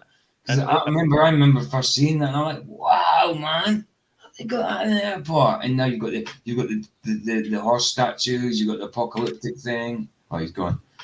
He'll be back. It's a mad thing. Oh, there he is. I went out. Yeah, I was out there like 2 months ago, and I went to the whole thing, and a lot of that stuff's gone, dude. Is it? A lot of it's gone. Yeah, they're tearing it apart again. They're gonna remodel it again. They'll do something else though. But I mean, there's lots of underground things there, isn't there? Bunkers. That's what they say. I didn't see any of it personally, but there's No, so many of course. levels in that place. It's Of big. course. Big old airport. But yeah, some of the depictions of the apocalypse and that they got there are pretty freaky. Yeah. Well, that's from Sierra Leone, I think, and the Turkish Empire, the Ottoman Empire. But it's a weird thing to put in an airport where you're seeing planes falling out the sky and stuff. Yeah. And you got gargoyles popping out of your suitcase. Yeah. Later, Jono. Thanks for coming, dude. Night, Jim. Thanks for coming, bro. Progress is probably a similarly important driver of progress. Here's an example. Here's the relative inference cost of a 50% performance on the math benchmark. So in July 2022, we had the relative cost, I believe this is in tokens, Minerva 540B all the way up there, GPT-4 much lower, and then Gemini 1.5 Flash with few shot, very inexpensive now. So the cost of running inference on these models is dropping dramatically. Inference efficiency improved by nearly 3 orders of magnitude, 1,000 times in less than 2 years. And he says that there are 2 kinds of algorithmic progress: those that simply result in better base models and that straightforwardly act as compute efficiencies or compute multipliers. For example, a better algorithm might allow us to achieve the same performance but with 10x less training compute. And both of those things are equally important. Here he goes on to describe the price drop of GPT-4. So since the GPT-4 release a year ago, OpenAI prices for GPT-4 level models have fallen another 6 or 4x for input and output with the release of GPT-4o. Gemini 1.5 Flash, recently released, offers between GPT 3.75 level and GPT-4 level performance while costing 85 and 57x less input to output than the original GPT-4. Then he goes on to talk about mixture of experts, which we've talked about at length on this channel, and how you can have these massive models, but then the inference only uses a fraction of the active model. And so that is another huge inference and algorithmic gain. So put together, public information suggests that the GPT-2 to GPT-4 jump included 1 to 2 orders of magnitude algorithmic efficiency gains. And we can see that here. While compute efficiencies will become harder to find. Sorry, I can't comment. I haven't got a clue what all these stats are all about. But I get what they're about, but I don't know what they mean. You know? Well, I kind of do. I've got some of the original GTP, the hard drive systems. They're actually very advanced, but what they're doing with it now, they made a blueprint, and they integrate it more. It can handle more complicated tasks at turn. Yeah, it was bound to happen because the industry started microsizing their processors and making them more efficient, so that they can actually work faster. And the one that the GT4, I've heard real good things about it. It's really, and the company itself, they actually use kind of a satanic logo, like was it Nivea? They have a third eye as their logo. No doubt. So they're like, they easily have. Yeah. No, but they're really good processors and their system. Hey, Mr. Super Sidewinder, good to see you, bro. Margie should say that. I said that earlier on GPT about Skynet. I kind of made that equivalent. That's a good one. And Kiwi's gonna be riding the Terminator down from heaven. Good to see you, Mr. Super Sidewinder. Bless you, Mom. As we pick the low-hanging fruit, AI lab investments in money and talent to find new algorithmic improvements are growing rapidly. So even though we're kind of taking all that low-hanging fruit and algorithmic efficiencies, and it will become harder and harder to find those gains, our investment to find those gains are outstripping the rate at which we're losing the ability to find gains, if that makes sense. Now let's talk about another problem that a lot of people are talking about, the data wall, which basically means we're running out of data. And if you watch this channel at all, you already know where we're gonna go with this, synthetic data, but let's talk about it. There is a potentially important source of variance for all of this. We're running out of internet data. That could mean that very soon, a naive approach to pre-training larger language models on more scraped data could start hitting serious bottlenecks. Basically, all of the most modern frontier models have used all of the internet's data. There is no more data. And as I've said a lot in the past, looking at private or proprietary data sets used all the internet's data. There is no more data. Well, they're just going to make more up. That's what what he's going for. He said synthetic data. So of course. But I mean, it's not going to really accomplish anything else more. They need to process that any of the data they get faster. That's why they can actually make videos and stuff like they're doing now. They can process pictures, film, videos. It's like X, like Reddit, Google, Apple. These data sets are going to increase in value very, very quickly. And that could be a differentiation between different AI organizations. So here it says Llama 3 was trained on 15 trillion tokens, Common Crawl, and lists a few other things. Then he goes on to say you can go somewhat further by repeating the data, but academic work on this suggests that repetition only gets you so far. Repeating the data meaning look at the data over and over again. But there are other things to think about when we're thinking about this limit on data. This isn't to be understated. We've been riding riding the scaling curves, riding the wave of the language modeling pre-training paradigm, and without something new here, this paradigm will, at least naively, run out, despite the massive investments we've plateau. All of the AI labs are rumored to be making massive research bets on new algorithmic improvements or approaches to get around this. Researchers are purportedly trying many strategies, from synthetic data to self-play and RL approaches. Now, synthetic data, we've talked about, that just means using one model to create a bunch of data for another model. And I'm not so sure that that is a long-term solution. But what could be a long-term solution, and something that Sam Altman has talked about, is actually being able to do a lot more with your existing data. He also talks about self-play here. And if you remember AlphaGo, which is Google's AI that learned to play Go better than any human, it basically just started with learning the rules of the game and then created its own synthetic data. And in this example, it works well because it just played games over and over with itself. And every time it won, it would use that to train the model. Every time it lost, it would use that as a negative signal. And it played thousands and millions of games until it got to the point where it was better than humans. And so that could be another technique that we use. But one thing that Sam Altman said, and one thing that also Leopold is saying, is it should be possible to find ways to train models with much better sample efficiency. So taking that existing set of data and getting more out of it. And he gives a really good analogy for how that would work. Consider how you or I would learn from a really dense math textbook. So what modern LLMs do during training is essentially very, very quickly skim the textbook, the words just flying by, not spending much brain power on it. Rather, when you or I read that math textbook, we read a couple pages slowly, then have an internal monologue about the material in our head and talk about it with a few study buddies, read another page or two, then try some practice problems. Fail, try them again in a different way, get some feedback on those problems, try again until we get the problem right, and so on. And then eventually the material just clicks. That is not how transformers work. We just give it a bunch of data, it looks at it once, and then it tries to guess the next token, and it just... No, transformers go... I knew you were going to say that, PJ. No, it's really funny. The old adage is garbage in, garbage out kind of thing. Yeah. It's going to keep rehashing the same thing over and over again. It may get really good at that one subject, and it sounds like it's self-taught almost. But it's not going to get any better unless it... It's not going to get onto something else. It's just got to get the best at that thing. And then how does it develop from there? How does it evolve? Yeah. I get it. It's getting faster. That's what I was saying. Like, it's skimming through it. Doesn't really think about the information at all. So imagine we could apply this new learning technique to large language models, and they would actually think and go over the same data over and over again. They would be able to get so much more out of the existing data sets. And there is also a lot of garbage data on the internet. So just being able to curate and having higher quality data sets and getting more...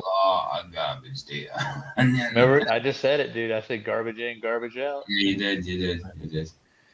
More out of those data sets could unlock huge performance gains. So here he talks about that. Current frontier models like Llama 3 are trained on the internet, and the internet is mostly crap, like e-commerce or SEO or whatever. Many LLMs spend the vast majority of their training compute on this crap rather than on the really high quality data. Imagine if you could spend GPT-4 level compute on entirely extremely high quality data. It could be much, much more capable model. And then here he explains how that could actually be a differentiator for different AI labs. This also means that we should expect more variance between the different labs in the coming years compared to today, which is a great thing.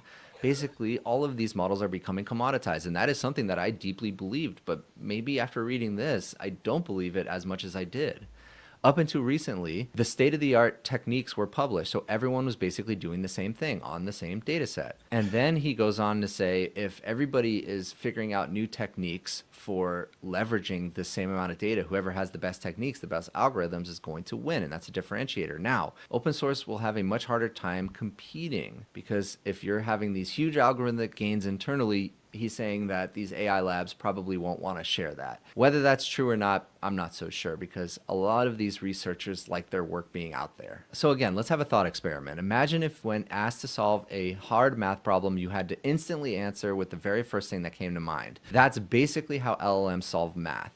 Most of us problem solve through step by step, and we're able to give a little bit of that step by step strategy to large language models with chain of thought reasoning. And even with that, it's still not great. Here he talks about the different potential algorithmic gains. We've already talked about RLHF. We've talked about chain of thought, scaffolding, which is chain of thought plus plus, rather than just asking the model to solve a problem.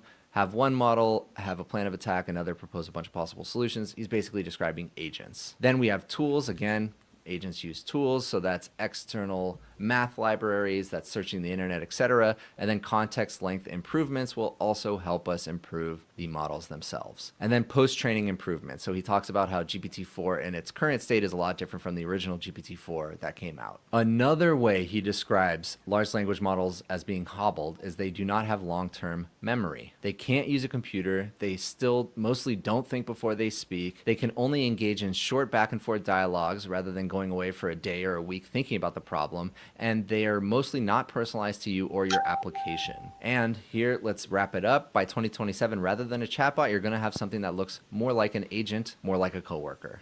My phone just made me jump. It just went ding, and I just jumped. So if MD see me physically jump, it's because my phone. Now, to get from this chatbot to an agent coworker, he talks about a few things. One is solving the onboarding problem. Every time that you release a model or you start to use a new model, it's essentially just a raw model that knows nothing about you. So it's kind of like hiring somebody new every single time. Now, if we had an automated way to give... It's got to learn. Like, it's just pretty much what you buy a new Alexa. I mean, it learns about it. Well, not the actual box itself. That's just a bloody speaker and a mic. That's all it is. Speaker and a mic, pretty much. But the Alexa program, whatever. I mean, that's basically what that does, isn't it? What he's saying. Nah. Models all of the information about your company, about yourself, to help them quote unquote Yeah, onboard. you buy a new one and it doesn't know your music that you like yet and all that kind of stuff. If you sign them with some new email address and all that kind of stuff, it doesn't know your music, it doesn't know what you like to buy and all that yet, but then eventually it surely quickly does, you know. It's then suggesting things for you, telling you what you want to see.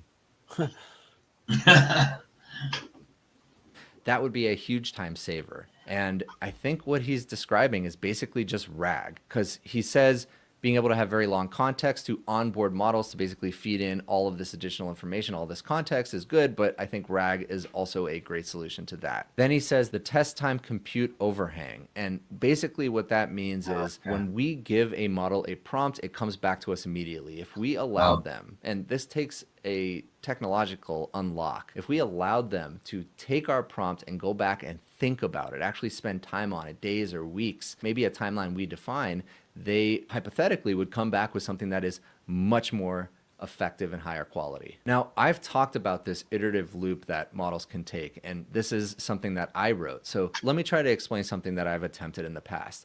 I've tried to take a model, give it a prompt, let's say write 10 sentences that end in the word apple. So it does that, and let's say it fails one of them. I take the response and I simply repackage it in another prompt, give it back and say, are you sure? Make sure all of them end in the word apple. And if not, please iterate and give me a better answer. And every single time you do this without some kind of external feedback mechanism, there's no way for the model to understand it made a mistake. Every single time I've done this, it says, yeah, that's right. It looks right to me. Now, there's ways around this. With coding, for example, you can iterate on coding really easily because the model will provide code, you'll run the code, and then you'll provide back either a success or any errors that you see. And that's why large language models are able to iterate on code so well. But on other things that don't have this external validation, it's nearly impossible for a large language model's answer to improve just by asking it again or to check its work. They could also have different large language models checking each other's work, and maybe one is better than another. But even then, some external feedback is necessary. Sounds like a lot of chaos could ensue. You know what I mean? It sounds like it.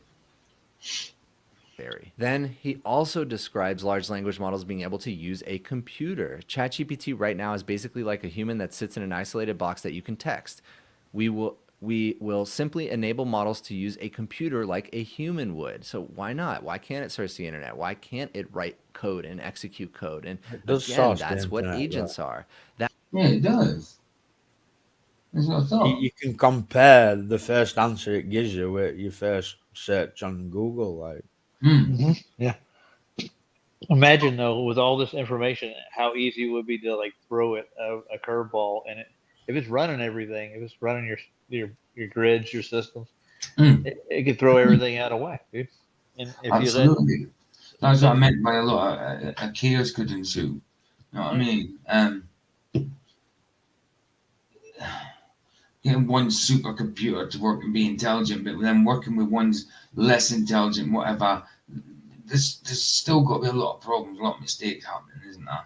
yeah, I there's mean, yeah, go on. yeah. I'm gonna say one thing, PJ. Yeah. There's one thing that's throw it all off. 42. 42. And the answer to life, the world, and everything. 42, buddy, and it would fry its 42. brain. It would go haywire and shut everything down. Absolutely. It would only take 7 million years to compute, though. Oh yeah, Something like that. Was it 7 million years it took to compute it? something like that. Something like that. Yeah. It's 7 million years. Remember that. 7 million years I had to answer what is the answer to life, the world, and everything, and the universe, whatever. And it came up after 7 million years. Supercomputer came up with the answer 42. how is that? Amazing. How is that even possible then? I do I not know. don't know. Actually, Whoever wrote that book, yeah, the Hitchhiker's I'd Guide. like to see this 7 million-year-old supercomputer. yeah, exactly. Hitchhiker's Guide to the Galaxy. It's still a funny book though, man. It is. I would like them. I would have liked them to explain the answer 42, but that's the point of it. There is no. It's just Explanation. 42. Oh Lord. Yeah. Before I watched it, I knew the answer because everyone had told me. You know what I mean? So I knew it's 42 things. So I just wanted to watch it to see if I got an answer from it more than 42, but no, it's just 42. And there's My, no my explanation to it. my grandmother made me watch that movie and read that book. She's like, Really? you gotta read it. Yeah. She's Mhm. an old Irish woman. She's like, you gotta read this. You gotta do this. She was smart. Oh, aye. They think That Irish means people are joining your stupid. Zoom calls, researching things online, messaging and emailing people, reading shared docs, using your apps and dev tooling, and so on. Something I really believe in. A model in itself, by itself, independently, is never going to be as powerful as if it had access to tools. But now let's move past all of this and talk about what actually happens when models can do AI research themselves. Once models can automate AI research itself, that's enough. Enough to kick off intense feedback loops, and we could very quickly make further progress, the automated AI engineers themselves solving all the remaining bottlenecks to fully automate everything. In particular, millions of automated researchers could very plausibly compress a decade of further algorithmic progress into a year or less. AGI will merely be a small taste of the superintelligence soon to follow. And more on that in the next chapter, and we're going to touch a lot on that. All right, chapter 2, from AGI to superintelligence, the intelligence explosion. AI progress won't stop at human level. Hundreds of millions of AGIs could automate AI research, compressing a decade of algorithmic progress into 1 year. We would rapidly go from human level to vastly superhuman AI systems. The power and the peril of superintelligence would be dramatic. All right, then this is a quote from I.J. Good in 1965, where he's basically describing the Matrix. Let an ultra-intelligent machine be defined as a machine that can far surpass all the intellectual activities of any man, however clever. Since the design of machines is one of those intellectual activities, an ultra-intelligent machine could design even better machines. There would then unquestionably be an intelligence explosion, and the intelligence of man would be left far behind. Thus, the first ultra-intelligent machine is the last invention that man need ever make. That is the premise of the movie The Matrix. Very scary stuff. It is much premise of the movie Matrix and Dark City and stuff like that type of thing. Yeah, I think it's mostly fiction from what I'm telling. Even with Michael's example, how he got it to go back on what it said. I mean, I love Matrix. I have since it came out and that, but there is actually since it came out. I mean, it's a religion now, isn't it? It's actually a religion. People believe in that the Matrix type thing. You know what I mean? So they bring Matrix out to reinforce this crap that this guy's banging on about. Right. Yeah, that's what I'm saying. It's fiction. I love the Matrix, definitely. It's a good movie. Don't get me wrong. I And a absolutely good plot. But I mean, I don't see it happening in the real world.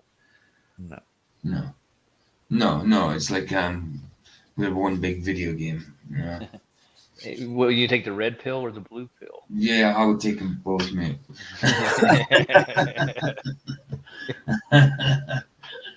I'm going to stay in the dream world by being awake.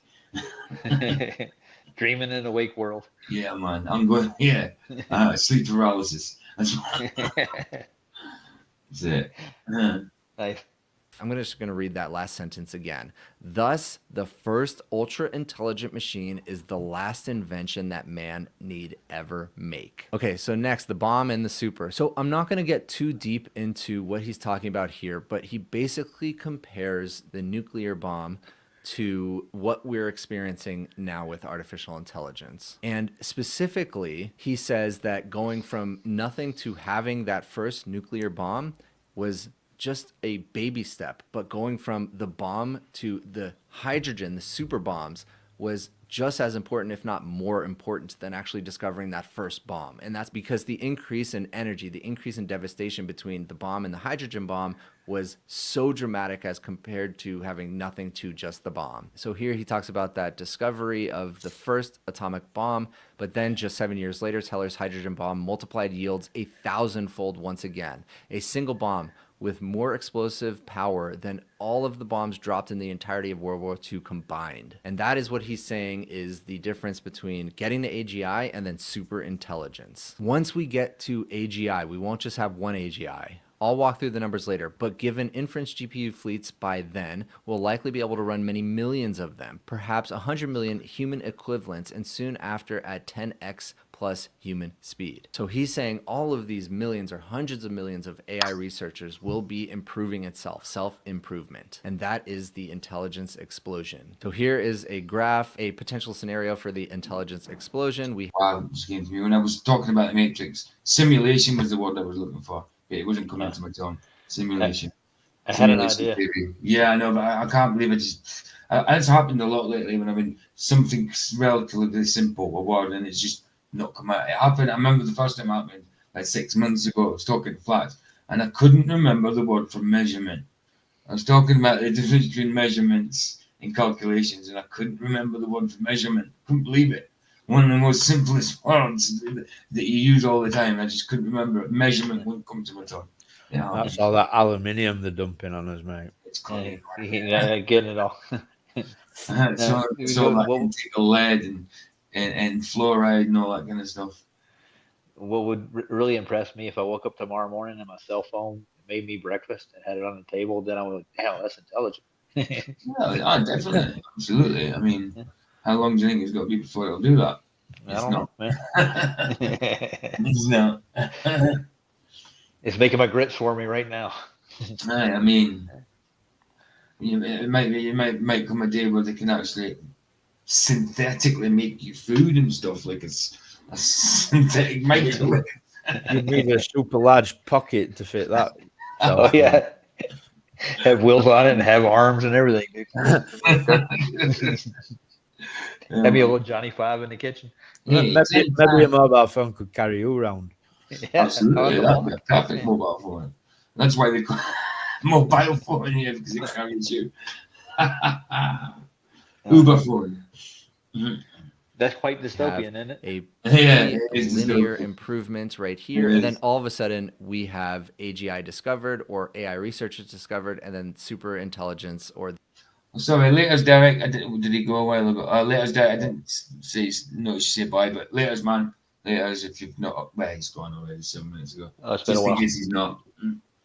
The automated AI research just explodes. Now, here's something that I've touched on in the past. If we have AI systems that are just vastly smarter than humans, at a certain point, we're not even going to be able to understand what they are, how they work. We already don't understand how large language models work and the inside of them. It's basically a black box.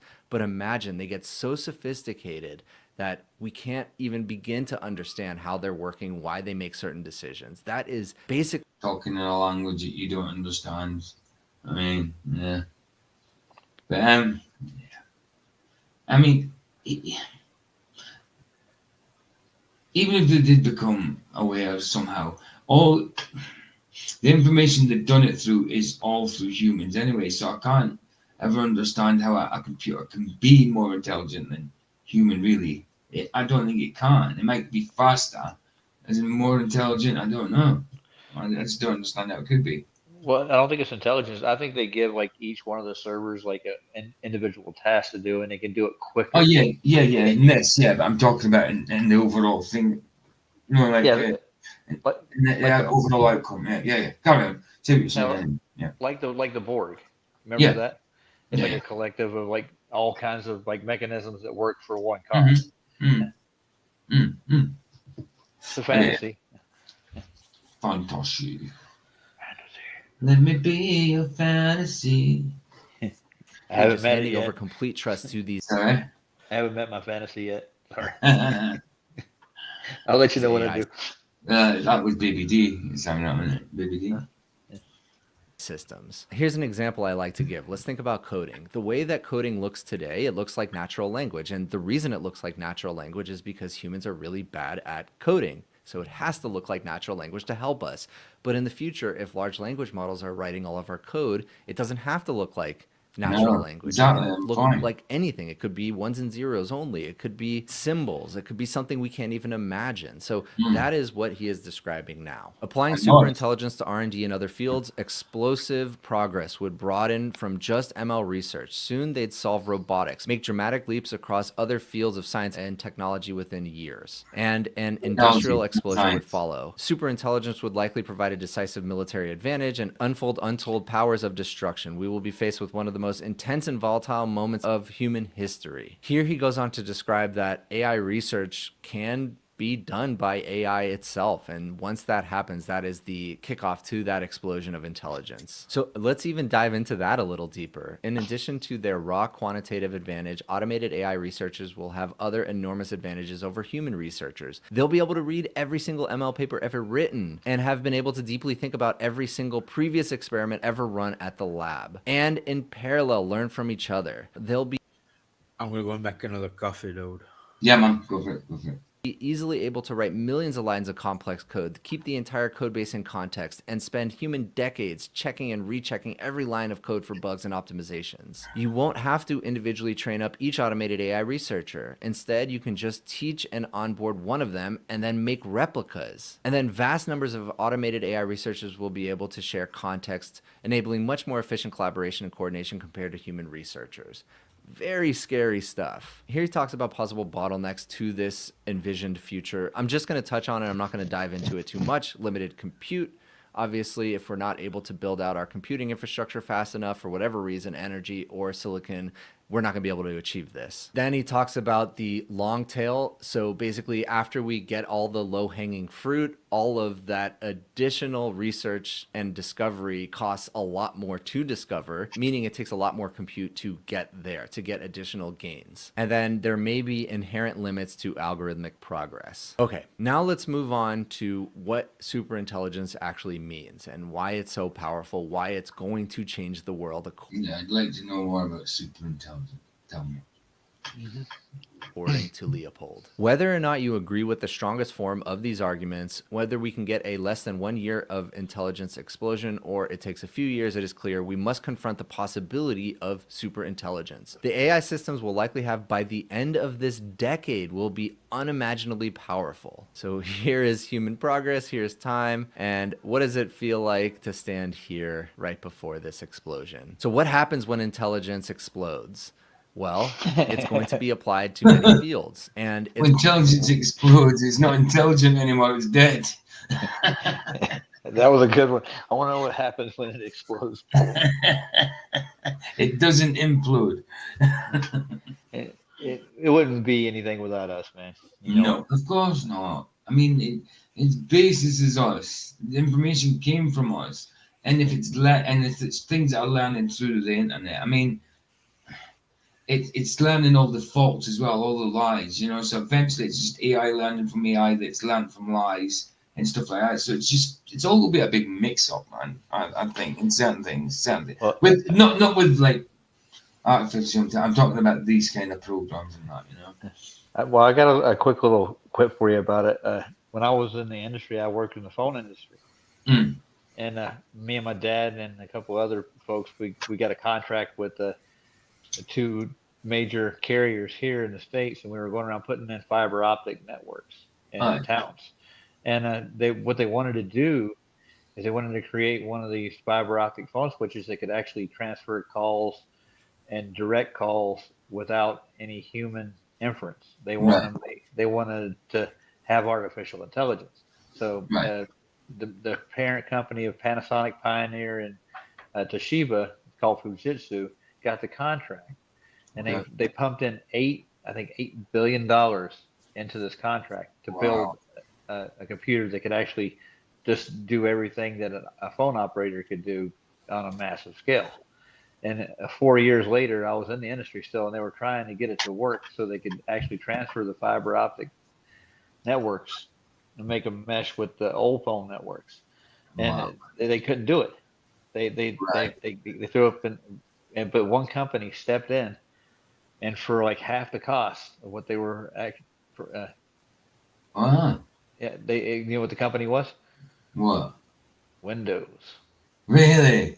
And I kidding, Wow. it was Bill Gates, dude. He Oh, stepped in. brilliant. Instead of building a hard drive that could actually do it, he just developed a software program that actually did it automatically and Right. without very few mistakes, dude. And he did it. He did it well. His engineers did a good job. He didn't own all. He doesn't know all this stuff. He just owns the copyright because he basically stole a lot of the technology to build his company. Aye. Aye. Aye. Hey, babe. Good morning. Love you too. Love you too. Am I boring you, PJ? No, no, I'm just saying good morning to Vicky.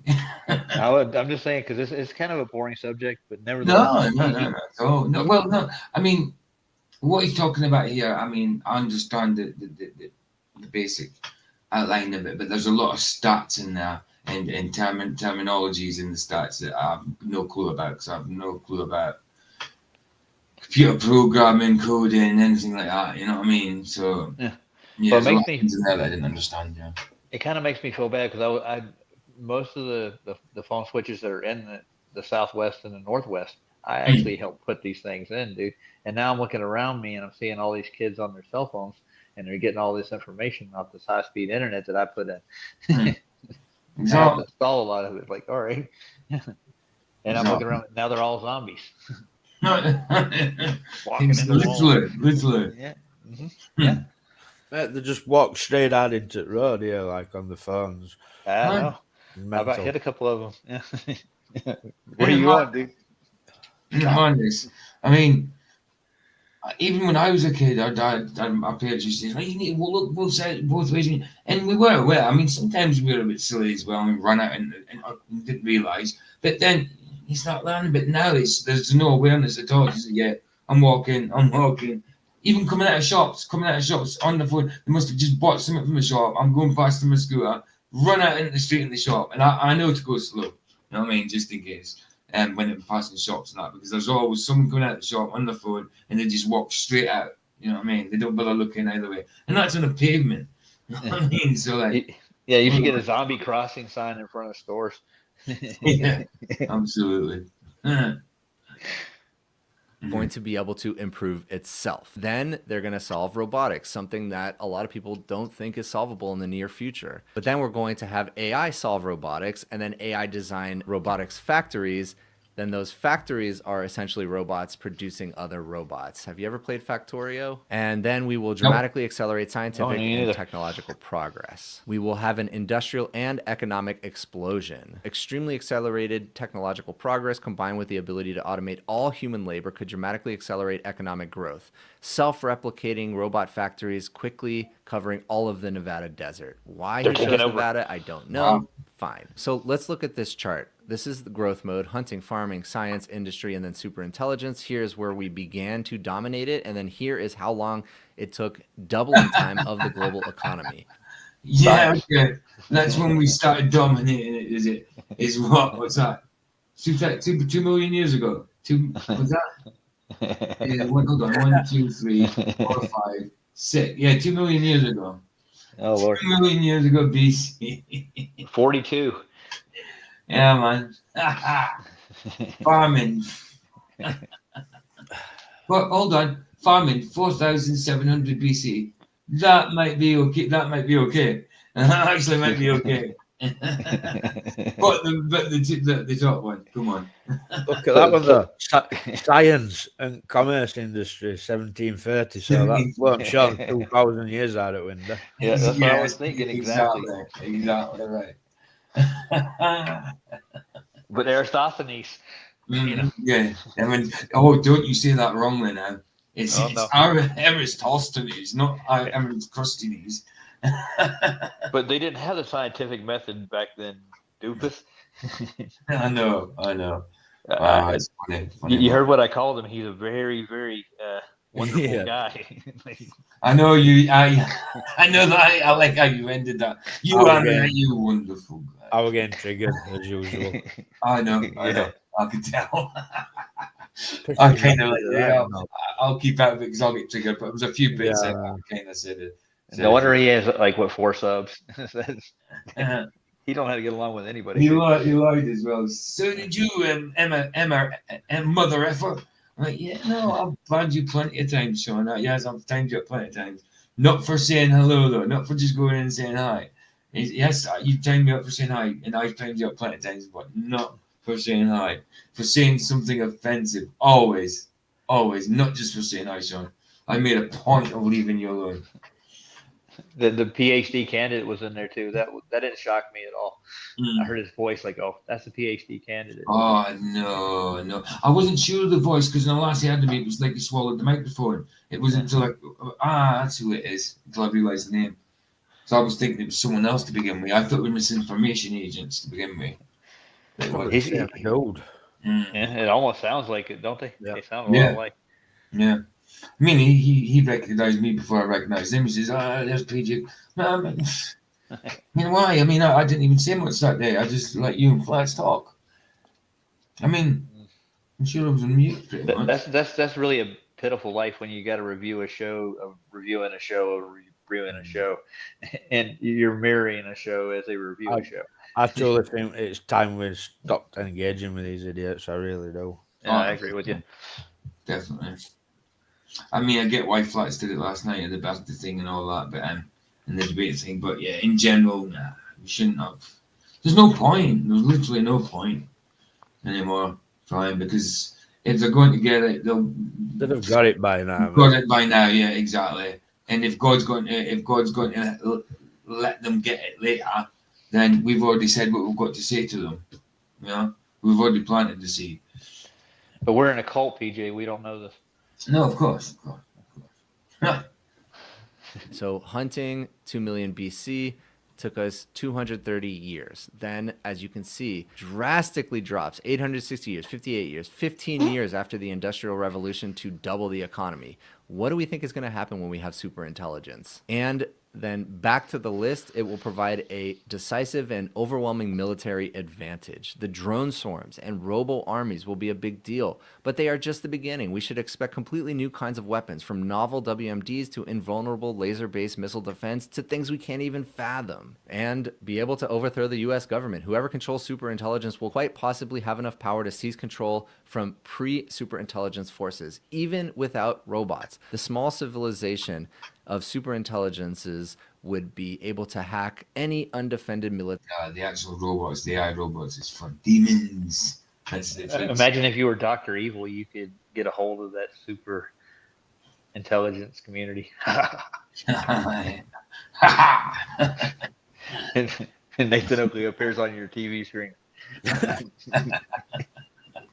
Military election television system, cunningly persuade generals and electorates, economically outcompete nation states, design new synthetic bioweapons, and then pay a human in Bitcoin to synthesize it, and so on. Very Very scary stuff. Again, another graph showing what happens when we hit that intelligence explosion. So let's continue. What happens with superintelligence? Very plausibly, within just a year, we would transition to much more alien systems, systems whose understanding and abilities, whose raw power would exceed those even of humanity combined. There is a real possibility that we will lose control as we are forced to hand off trust to AI systems during this rapid transition. Again, what I said earlier, if we get to a point where these AI systems are so alien we can't even understand them, we are basically just trusting them. We have no way to verify. We don't know if they're lying to us. We don't know what's going on. This is where it gets stupid for me, because everyone involved with it are warning how bad it is, but yet they still make it. Still carry on doing it. Yeah. They are like Dr. Evil, aren't they? Mm. Like, yeah, we know it's bad, but here we go.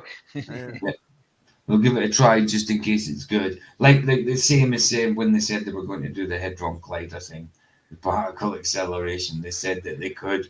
I mean, I know. They're going to recreate the Big Bang. Black hole, but and all that kind of stuff. But Yeah. they still nicely went on with it. You know what I mean? Madness. On, and we have to trust them because they are so much smarter than us, and that is what No. trying to say. You have to trust because they're so much smarter. No, you don't. No. Well, PJ, I'm going to go get a lab coat tomorrow and a pocket protector. Exactly. I'll have to trust you because you're so much smarter. Want that, like, if you were smarter than everybody else on Earth, would you be trustworthy? Hell no. Or No, would you be of like, course not. you know, you'd be abusing everybody, wouldn't you? Absolutely. Yeah. Exactly. I don't think People God get intended it to be that way. intoxicated by power. You know what I mean? If they're more intelligent than everybody else, then that's what they're going to feel like. You start, if you see everybody else as inferior. Mm-hmm. Yeah. Exactly right. Need to protect against. More generally, everything will just start happening incredibly fast. By the end of it, super intelligent AI systems will be running our military and economy. During all of this insanity, we'd have extremely scarce time to make the right decisions. Here he talks about how the early discovery of the atomic bomb and what happened right before that, it's very similar to what we're experiencing now. I'm not going to dive too much into that. That is the gist of what he's describing here. Next, chapter 3, the challenges. Racing to the $1 trillion cluster. As AI revenue grows rapidly, which it has, but it's still a fraction of the amount we've spent on AI, many trillions of dollars will go into GPU, yes, data center and power build out before the end of the decade.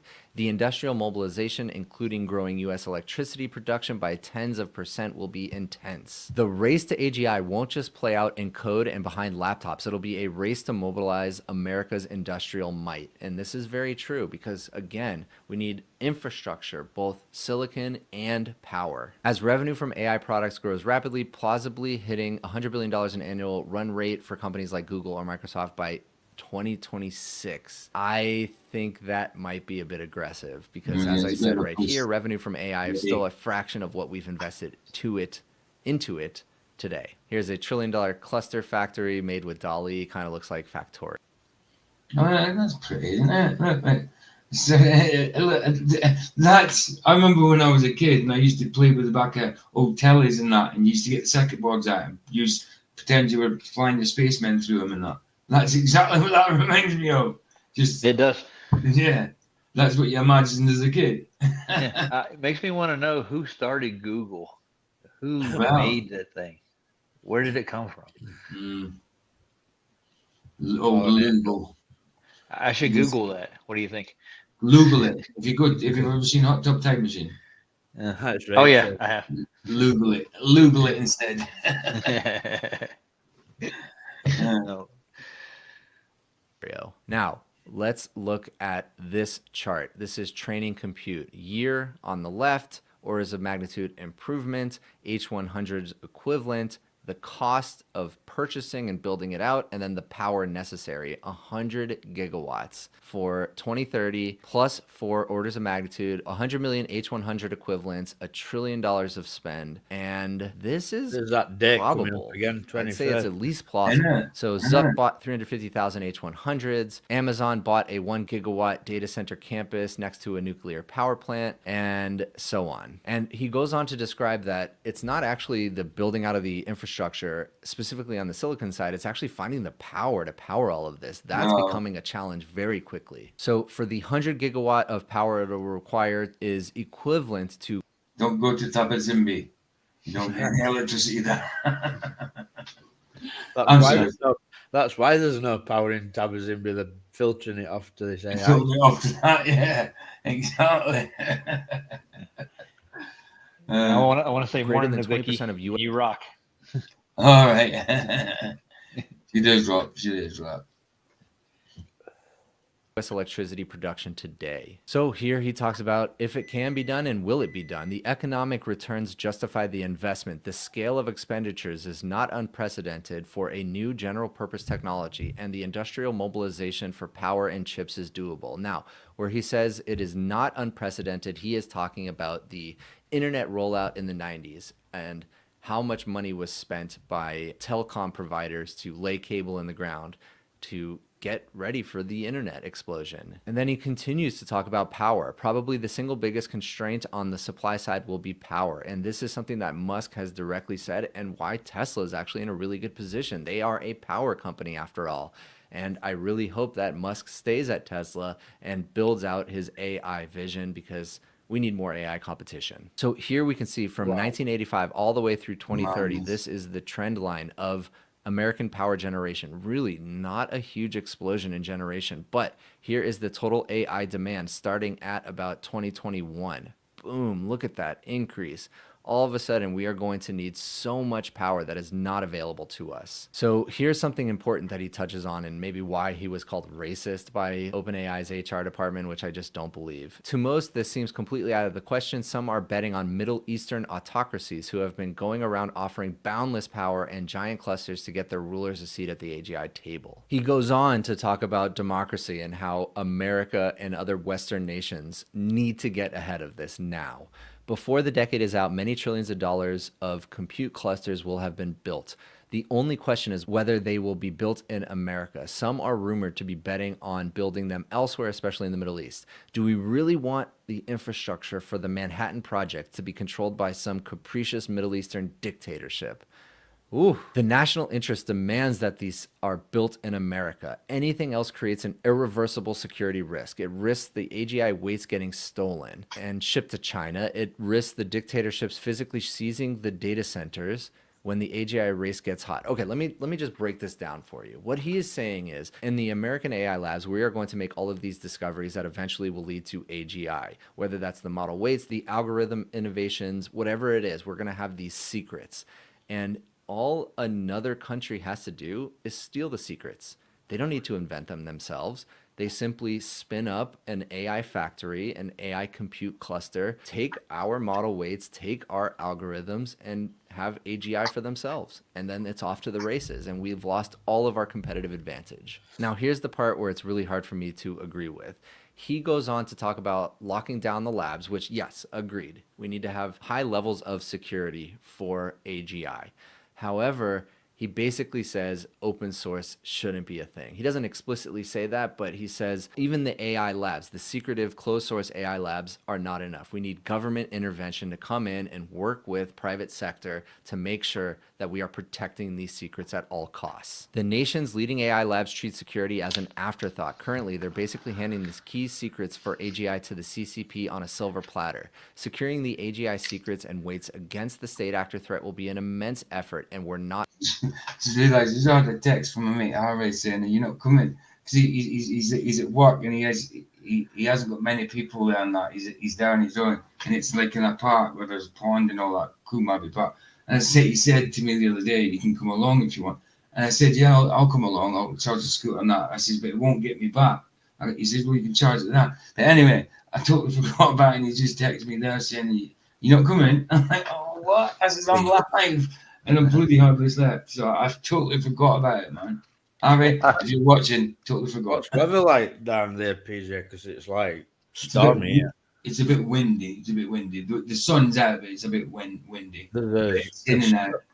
There's a storm Lillian or something. Yeah. I've texted him back anyway. I've said, would you want to go fishing tomorrow instead? But I totally forgot. If you're watching or if you see Harry, I mean, totally forgot, dude. Totally, completely. What are you going to go fishing for, PJ? Oh, it'll just be down the canal, so it'll be perch, pike, and zander. He usually goes to catch a cold, Roger. Yeah, Oh, okay. Do you know people used to say that as well, didn't they? Like, you catch a cold when you've got wet hair and all that. Like, it's meant to be a virus. How are you meant to catch a cold from wet hair if it's viral? There's always one. It's viral or whatnot.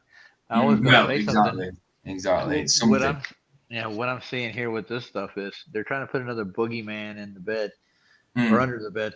Like if we don't secure our AI, they're gonna take over. So we got competition. The Arabs are gonna come over and take all our technology, and then we'll be at a loss. We got to go kill them. You know.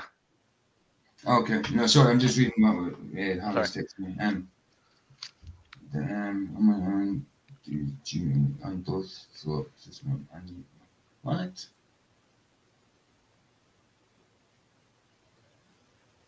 Oh, he's working tomorrow as well. Oh, well, I can come tomorrow. Hold on. 2 seconds. Oh, I'll play this. I can carry on playing this. Sorry. Sorry.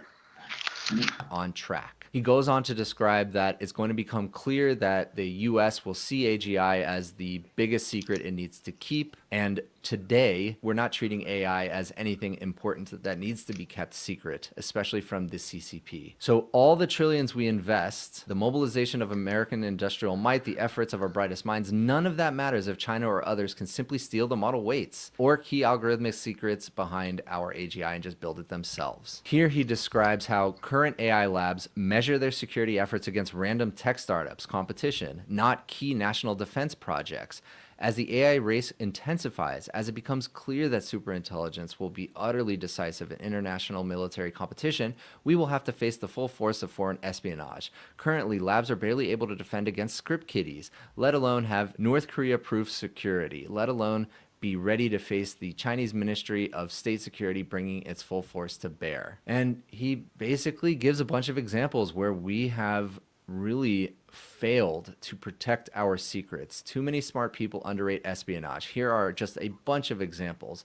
Zero-click hack any desired iPhone and Mac, infiltrate air-gapped atomic weapons programs, modify Google source. These are all things that happened. Find dozens of 0 days a year that take on average of 7 years to detect, spearfish major tech companies, install keyloggers, and look at all these examples. So he is very big on security. Already, China engages in widespread industrial espionage. The FBI director stated the PRC has a hacking operation greater than every major nation combined. And there are 2 key assets we must protect, the model weights and the algorithmic secrets. We both know what those are. I'm not going to describe those in detail. But he just goes on to explain that if we can't keep those 2 things secret, all the work we've put in, all the research is meaningless because it could just be stolen and replicated outside of the US. Perhaps the single scenario that most keeps me up at night is if China or another adversary is able to steal the automated AI researcher model weights on the cusp of an intelligence explosion. They would immediately use it and kick off that intelligence explosion, and of course, who knows if they're going to have the same sentiment around security and safety that we do. It's hard to overstate how bad algorithmic secrets security is right now. Between the labs, there are thousands of people with access to the most important secrets. There is basically no background checking,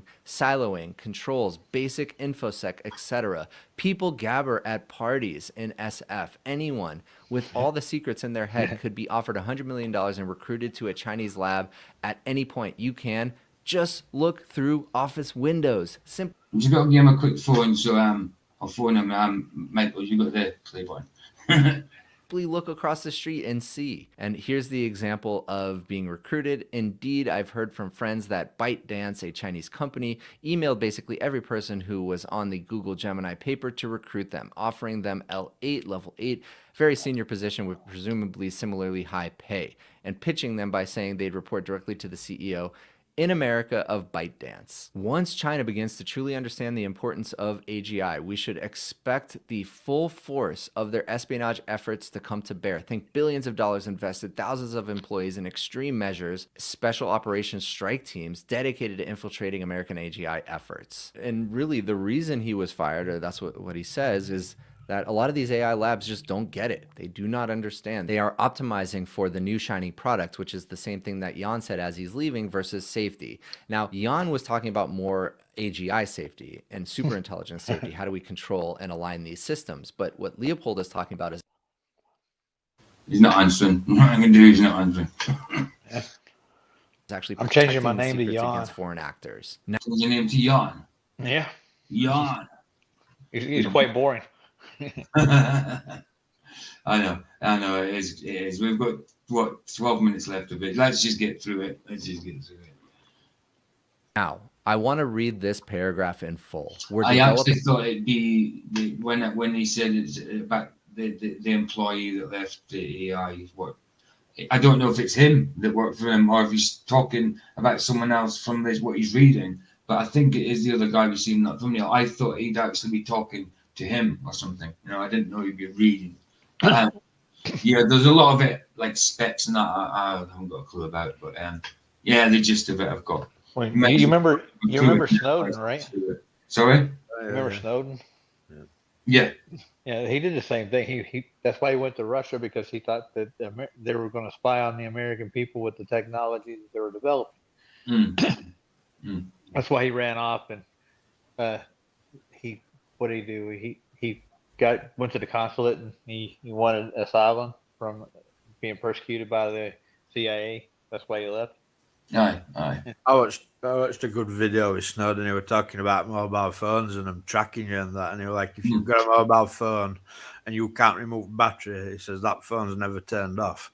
No, that's always on. I can't remove the battery, man. Yeah. I don't think they make them anymore, do they? They all got Get them here. Yeah, you can still get phones that you can remove the battery from. Yeah, definitely. And there's cheaper smartphones you can remove the batteries from. Yeah. Hey, Dorian Gray, good to see you, man. Good to see you. The most powerful weapon mankind has ever created. The algorithmic secrets we are developing right now are literally the nation's most important national defense secrets. The secrets that will be at the foundation of the U.S. and her allies' economic and military predominance by the end of the decade. The secrets that will determine whether we have the requisite lead to get AI safety right. The secrets that will determine the outcome of World War III. The secrets that will determine the future of the free world. And yet, AI lab security is probably worse than a random defense contractor making bolts. It's madness. It does seem like he's got pissed down as well, though. I mean, you can't expect me going a bloody open scooter all the way, like 4 miles or something, on an open scooter and pissing rain. So, I don't know. It's not raining yet, but it looks like it's going to. Like the sun's in and out. It's cloudy. It's windy as hell. But I mean, I said I'll go in a couple of hours. Is going on here, like, so I'm assuming it's coming your way because they had it bad in Blackpool the other day. So we got it yesterday night.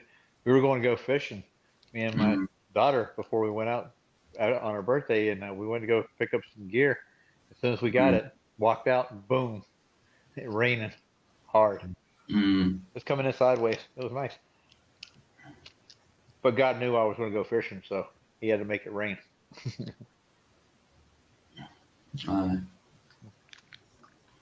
All right, now let's talk about super alignment. And what super alignment means is making sure that super intelligent AGI or super intelligent AI in general is aligned with human incentives, that it does not go against us, basically. Reliably controlling AI systems much smarter than we are is an unsolved technical problem. I just want to answer that, what Dorian said. Sheep will be like, I'm using VPN. I'm like, what OS are they using? Are you? I'm the same, people are like, oh, you should use a VPN. I'm like, what's the point? Because they've got backdoor into all computers, You don't know what's inside that computer spying on you. I don't see what. No. You know what it is, Michael? It's the VPN spying on you. Yeah, probably. Yeah. Surprise me. Problem. I am not a doomer, but I did spend the past year working on technical research on aligning AI systems as my day job at OpenAI, working with Ilya and the super alignment team. There is a very real technical problem. Our current alignment techniques, methods to ensure we can reliably control, steer, and trust AI systems won't scale to superhuman AI systems. So our current techniques for aligning the systems won't scale, but our current techniques for scaling the systems to superintelligence, he's saying, will scale. Very interesting. If we do rapidly transition from AGI to superintelligence, we will face a situation where in less than a year, we will go from recognizable human level systems for which descendants of current alignment techniques will mostly work fine to much more alien, vastly superhuman systems that pose a qualitatively different, fundamentally novel technical alignment problem. By the time the decade is out, we'll have billions of vastly superhuman AI agents running around. These superhuman AI agents will be capable of extremely complex and creative behavior. We will have no hope of following along. We'll be like first graders trying to supervise with multiple doctorates. In essence, we face a problem of handing off trust. Here he talks about RLHF, which is reinforcement from human feedback. Basically, the model says something, we say, yes, that's right, or no, that's wrong. But the only way RLHF works is if we actually understand the input and the output, and we can verify it. And if we can't use RLHF. So here's an example. We have a human with a little robot, and we have a very simple output. For user and user list, give user a cookie, just something silly. Then all of a sudden, we have super intelligence. And rather than this very simple and readable output, we have something that is not readable. And the human is saying, is this safe? Well, I don't know. Consider a future powerful base model that in a Does it look safe? Oh yeah. It's like about 20 foot tall, masked robot. No, not at all. You ever watch that movie Chappie? Yeah. Yeah. South African robot. Gangster. I robot. felt bad for that robot, dude. He Oh, got beaten badly. I felt really bad for that Chappie. I feel sorry for a robot now. I know it's just a movie. It's the way the I know. movie makes you feel. Obviously, in real life, you wouldn't. You know, it's They're because yanking it humanized it. You know what I mean? It made it look like it's got feelings and stuff like that. So- when in real life, that's not happening. If anything like that, it's just humanize the robot and dehumanize the person. yes, exactly. Weird. second stage of training, we train with long horizon RL, reinforcement learning, to run a business and make money. So let's have this thought experiment. We create a model and all we tell it to do is run the business, make money.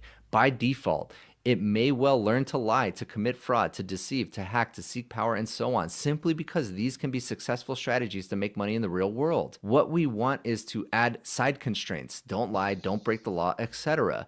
But here we come back to the fundamental issue of alignment of superhuman systems. We won't even be able to understand what they're doing. So we're not going to notice if they're lying. We're not going to be able to penalize them for bad behavior. And that is very scary. It's totally plausible they'll learn PJ, much hold on a more second. serious, undesirable behaviors. They'll learn to lie. A good point. Yes, It's like robots are like politicians. Well, yeah, they are puppets, aren't they? They are puppets. So yeah, exactly like them. Exactly. You can't touch them. They can't be prosecuted for any bad shit they do, and you just listen to what they say. They're untouchables. That's what he just basically said, wasn't it? Luca, you're not getting in. Sorry, dude. Goodbye. I'm not letting you in, Luca. Sorry. Goodbye. He didn't even get to make a comment. I'll wait till you go, Luca. Because I'm not. You don't like being kicked, so I'm not going to kick you. So, no, it's Roger went, not you. Roger's back. You kicked everybody. No, I didn't kick anybody. I'm waiting for Luca to go, but he's not going. Oh, he's I gone. said, wait, okay, He's gone now. I'll Gone. leave. Bye. I'm going. No, I said I'm not letting him in, so he's not getting in. I'm not going to go back on it. I'm not going back on it. I hear you.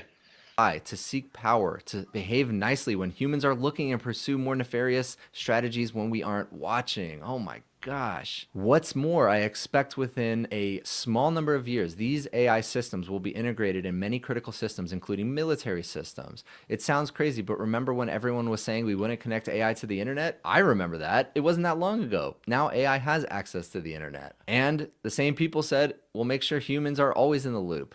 Not the case. Now, let's look at alignment during the intelligence explosion. On the left, we have different categories that we're going to measure. AGI here, then superintelligence. Required alignment technique, RLHF++. And for superintelligence, we don't know. We're not sure. The failure of aligning AGI, pretty low stakes. The failure of aligning superintelligence, catastrophic. The architecture of AGI, pretty familiar, descendants of current systems. Superintelligence, aliens, designed by previous generation super smart AI systems. Backdrop, world is normal, world is going crazy, extraordinary pressures. Epistemic state, we can understand what the systems are doing, how they work, and whether they're aligned. And for superintelligence, we cannot. Now, here is one proposed approach to super alignment, a simple analogy for studying super alignment. Instead of a human supervising a superhuman model, we can study a small model supervising a large model. For example, can we align GPT-4 with only GPT-2 supervision? Will the result in GPT-4 appropriately generalizing what GPT-2 meant from weak to strong generalization? And this is a really interesting blog post. I recommend reading it. Basically, it's saying if we can train a small model to then align a larger model that then aligns a larger model and so on, you kind of have this cascading effect. And then they also talk about interpretability, which I've been talking about in the last couple of weeks on this channel, being able to actually see inside the black box, know why a certain input results in a certain output. And the Anthropic team has done a lot of this work, and I am still planning on making a video about the Golden Gate model paper. That said, I'm worried fully reverse engineering superhuman AI systems will just be an intractable problem, similar to, say, fully reverse engineering the human brain. And I'd put this work mostly in ambitious moonshot for AI safety rather than default plan for muddling through bucket. We might try to build an AI lie detector by identifying the parts of the neural net that light up when an AI system is lying, but maybe they'll figure out how to get around that detection. We have chain of thought interpretability, which is the same thing as looking into the model, except we're actually looking at when using something like chain of thought, where we actually get it to output its steps of thinking to arrive at the final answer, we can actually read those steps, which we can do today pretty much. But how do we ensure that the chain of thought remains legible? And he goes on to describe needing to test and stress test the alignment at every step. And we're also going to need to automate alignment research, which is kind of crazy if you think about it. He's not only saying that most likely we're going to have AI researchers that can automate AI research, but also AI researchers that are going to automate the alignment. So how do we trust them? If we manage to align somewhat superhuman systems enough to trust them, we'll be in an... Sorry, guys, I'm trying not to say much. I'm just trying to let this play out because it has got a bit boring, and there's no point. I got a question for you, PJ. Go on. Is he wearing one of a jumper by chance? What he's wearing, it looks like he's wearing a. It looks like he's wearing a hoodie, but it's still a jumper. It's still a jumper. I would go and say, like I'd say, I'm going to go and put a jumper on. Then I'd grab my hoodie, but I'd say to someone, "Do you like my hoodie?" You know what I mean? It's just. It's while you've got it on, you realize it's a hoodie. But before that, it's like I'm just going to go and get a jumper. You know what I mean? I'm gonna start calling it that from now on. A jumper.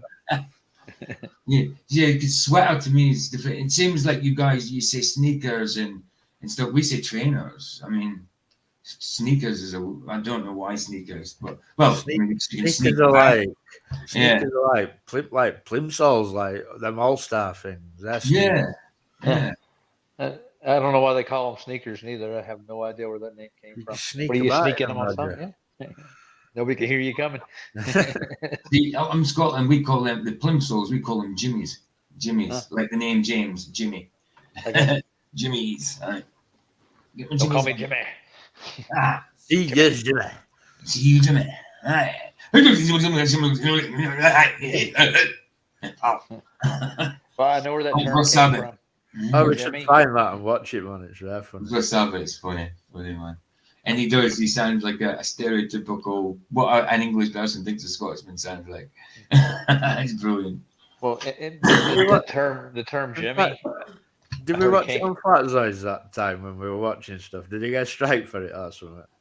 No, I think it was me. I think it was them. I think it was that first the second live stream I had on mine, remember the random nights? I think it was we played it on there, didn't we? We played it there. No, I think it was all right. I got a strike for the music I put on that night. Not a strike, but I got the copyright thing for the music. I had to take it off. But no, when it came to the adverts and all that was cool.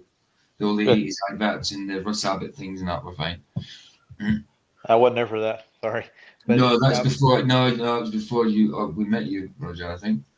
No, I heard something about the term Jimmy. You brought that up, and I was watching an older movie, and like back in the 40s and the 50s, the inmates were called by the guards. They were called Jimmies. Ah. Yeah, it's like the way they referred to an inmate. Like the coppers would say, the Jimmies want this, the Jimmies want that. Aye. Well, it's like in Glasgow, once upon a time, I don't know if it's still the same, but back in the 70s and 80s and all that, if someone in Glasgow, Glasgow, Scotland, that's not where I'm from way up further north, but in Glasgow, if they didn't know your name, they'd call you, if you're a guy, they'd call you Jim. If you're a woman, they'd say hen. They call you Jim. Oi, Jim. If they didn't know your name, it's oi, Jim. Come here. Everybody was Jim. I'm like, where I'm from, we don't say that. We don't know your names. Oi. Oi. Or you. Never Jim. Never Jim.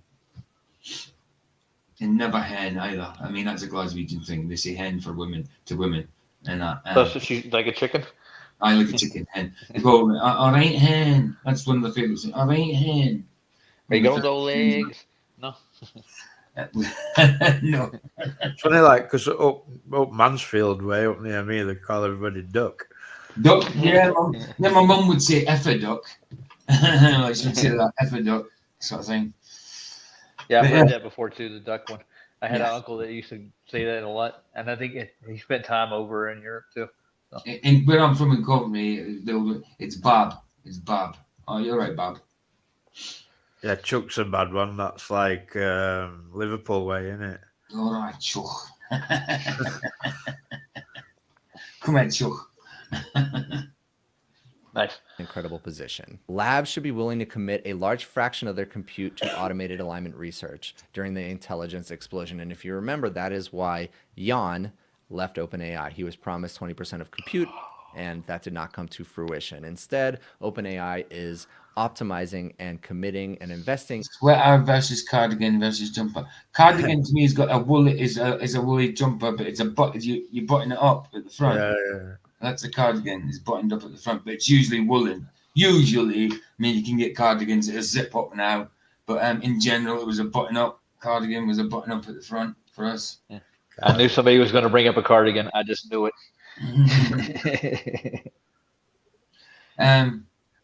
Then you've got like a tracksuit type top, right? That you don't necessarily always come with bottoms. No.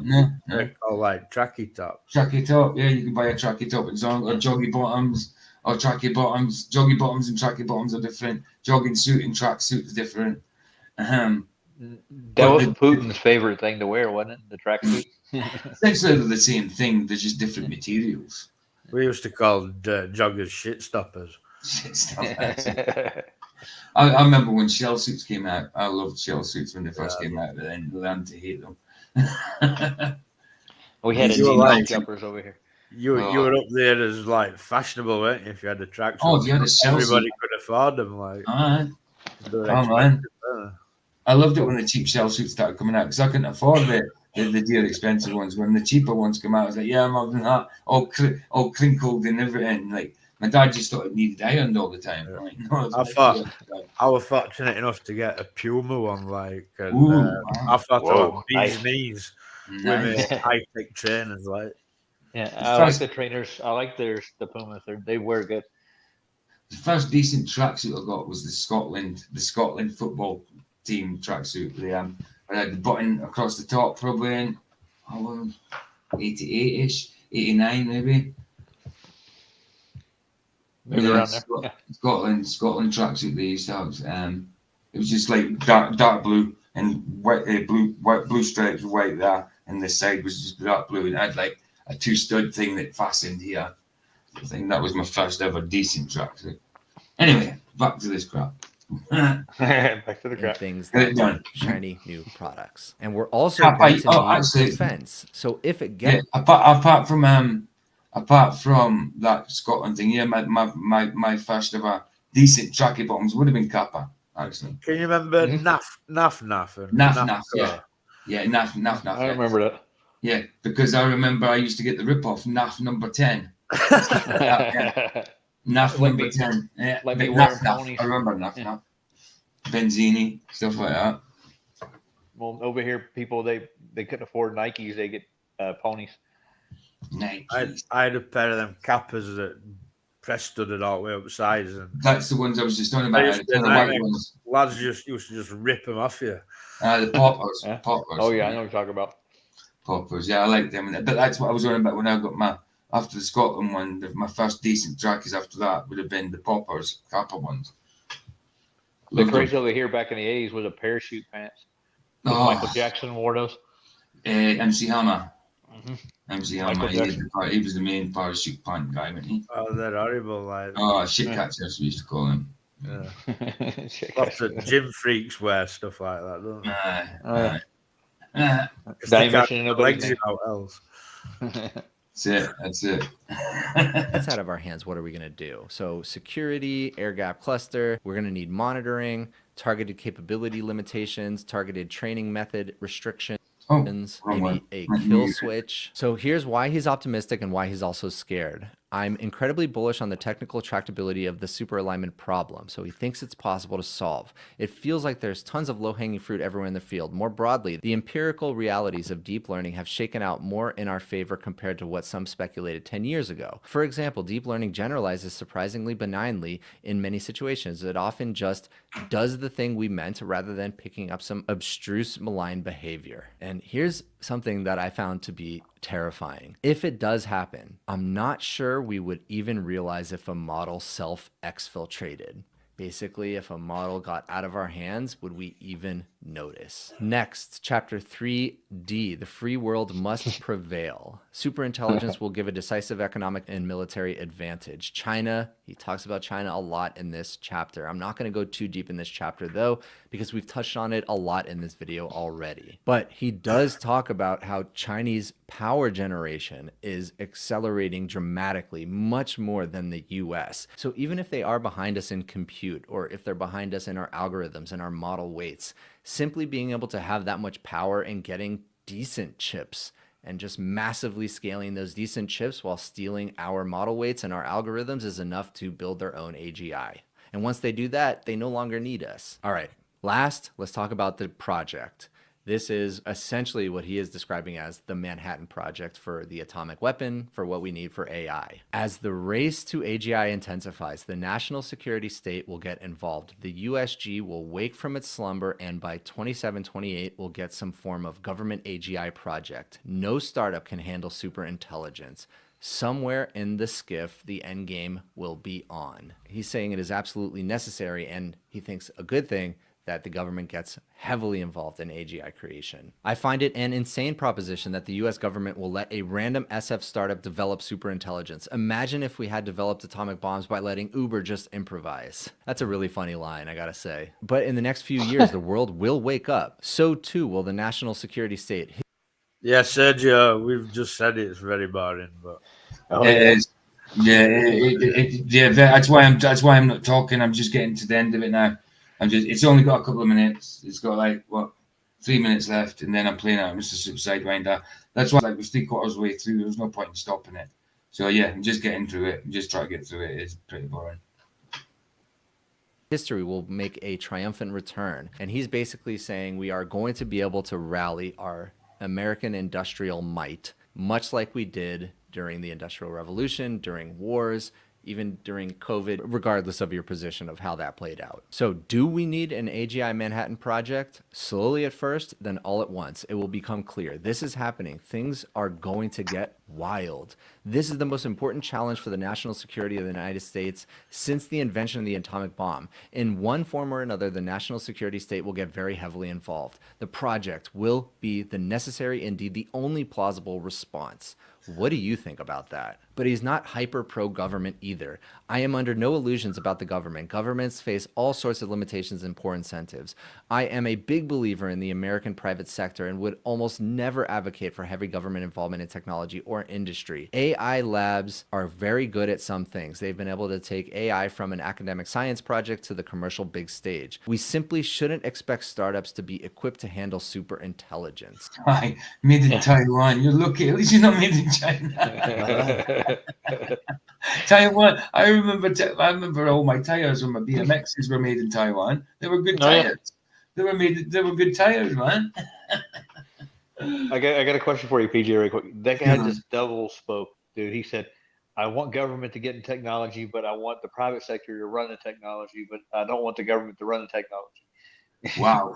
And just, That's a bit of a twisty one. it sounds like 1984 just on computers. It's Big Brother. But I want Big Brother to run Big Brother, not Big Brother. I mean, it's got 2 minutes left. Thank God. Yeah. Good. By the early 2030s, the entirety of the U.S. arsenal, like it or not, the bedrock of global peace and security, will probably be obsolete.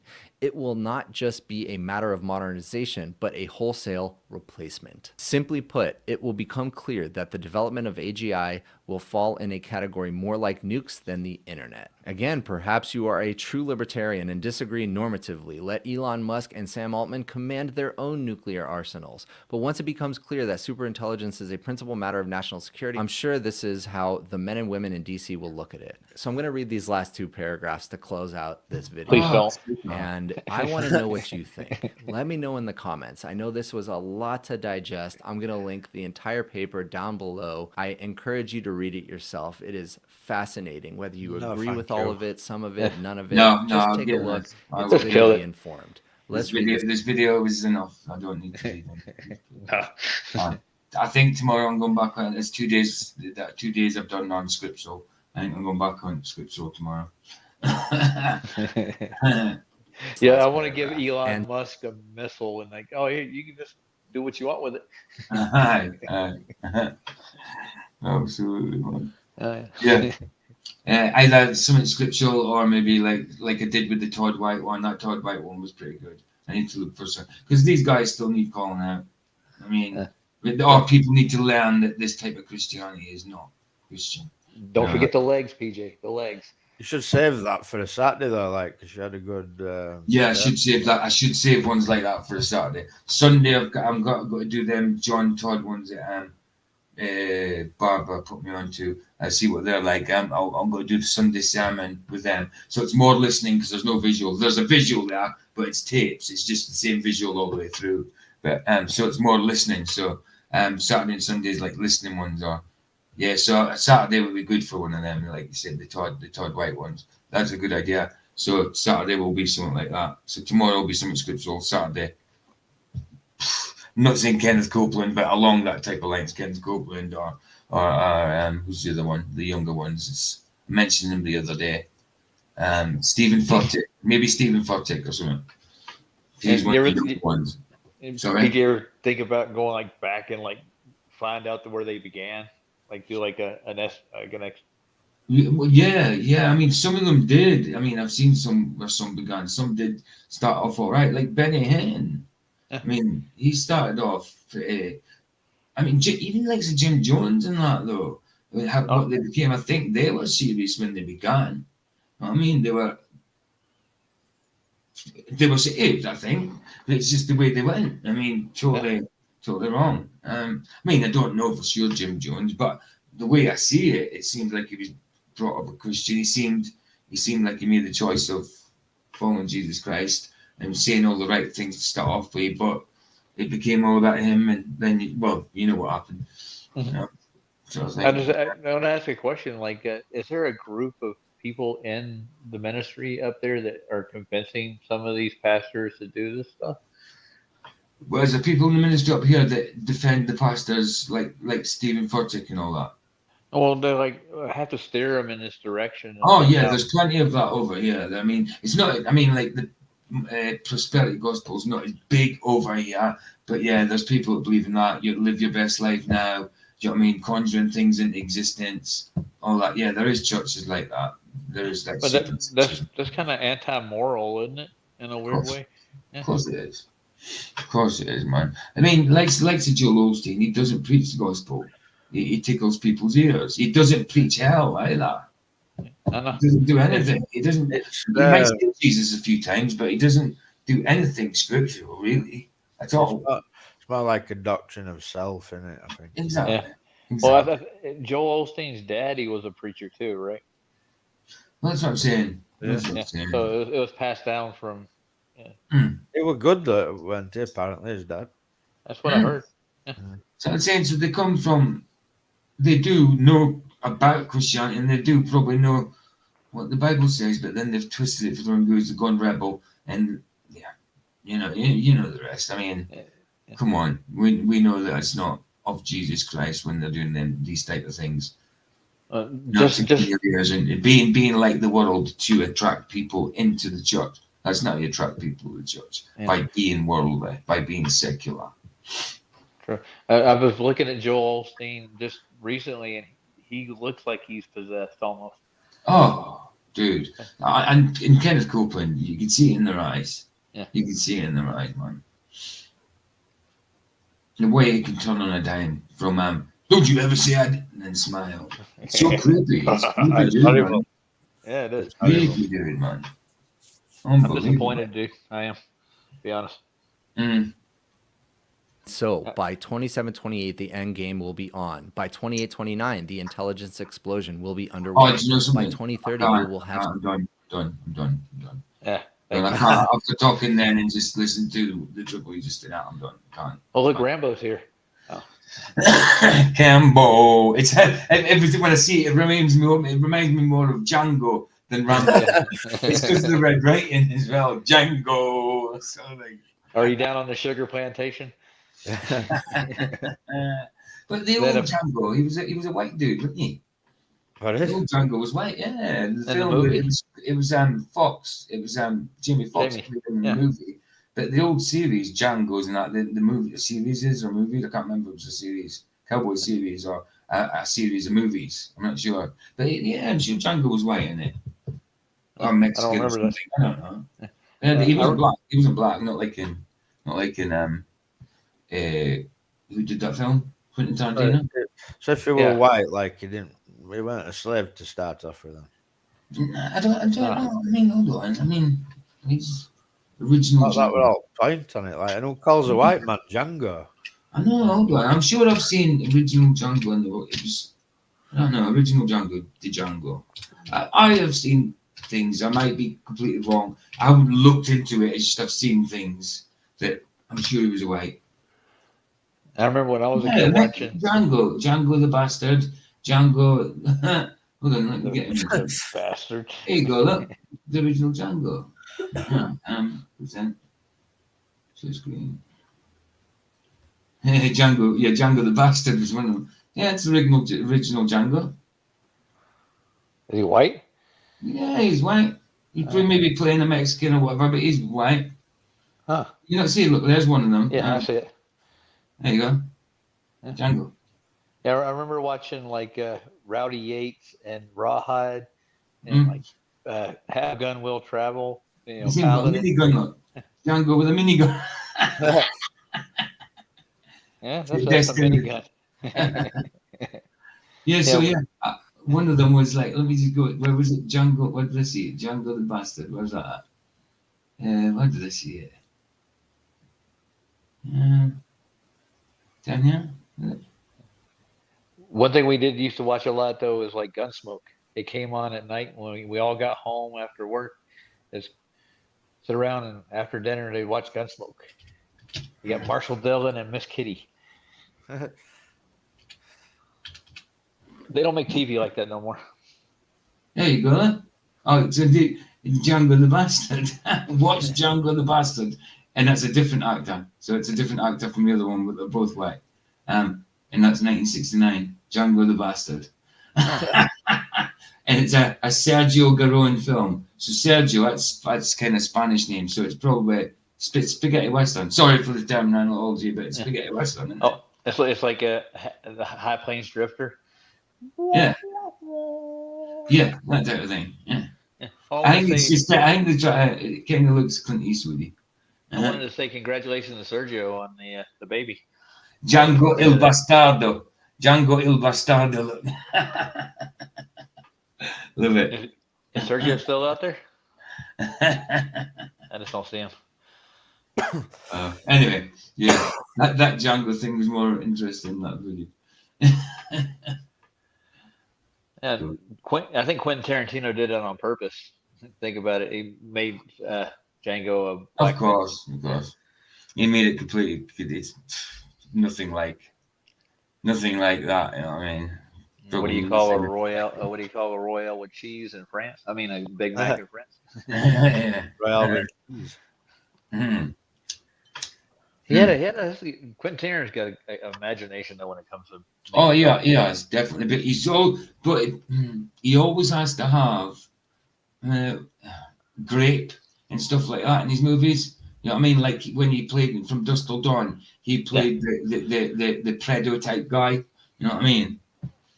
He was the brother of George Clooney in it, and he liked the young It females. plays that guy where they go to get car cleaned at his house, something like that. That's one of Aye. the best Yeah, parts Pulp of Fiction. the film, that. Aye. His wife's a black nurse who won't take crap from nobody.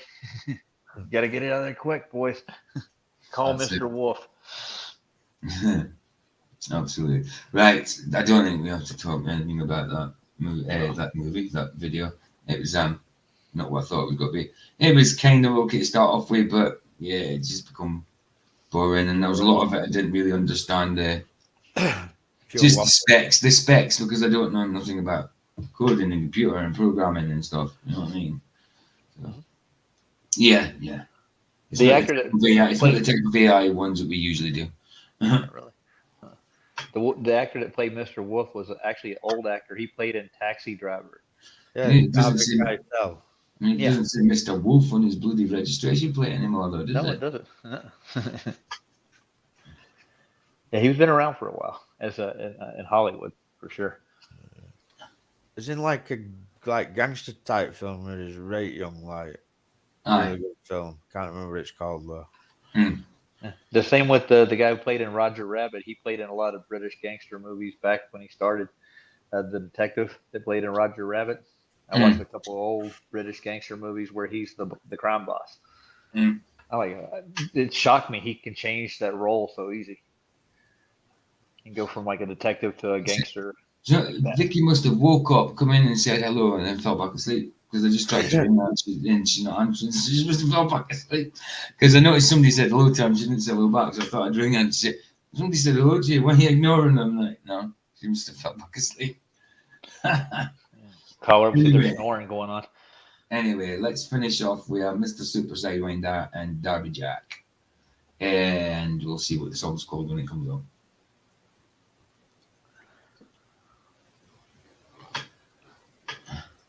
They never really got away. Oh, there she is. Hold on, I forgot. There she is. I was not sleeping. I was talking to my neighbours out the back. Oh, was you? Okay, because I tried to ring you, you didn't answer. I thought you'd come back to sleep. No, I was talking. What did you ring me on? What? I ain't got a missed call on my mobile. No, you should have. No, I haven't. I rang you through WhatsApp though. No, I was talking to Sue and Margaret. Yeah, I rang you through WhatsApp. I might have rang you through both, I don't know. Margaret's ringing the council to get my tree cut. Oh, okay. Cool. I said she could. Nice. Why did she want it cut? Because it's blocking all their sunlight. Oh, okay. Because it's grown loads. Okay. Stuff's grown proper. Like my mum had this little tree in garden, and it's now like a big tree. It's like stuff's grown proper tall. Yeah, to the point.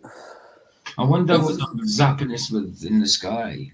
She didn't want to ring without talking to me because she didn't know whether I'd be annoyed. And I was like, no, I don't care. Like, if you need it done, do it. Get some sunflowers and put them in their spot. No. Oh, okay. I'm joking, Otto. Well, that you rock.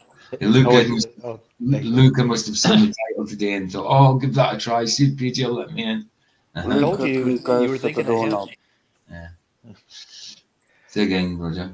You were thinking about Luca when you picked the topic. No. Should have let him in just to annoy Vicky. No, Michael, you did that, and then everyone regretted it. Yeah, I Even regretted Michael it, though. regretted it. Yeah, I think we did. I was like, how dare he? I nearly put in chat. I thought you were my friend, Michael.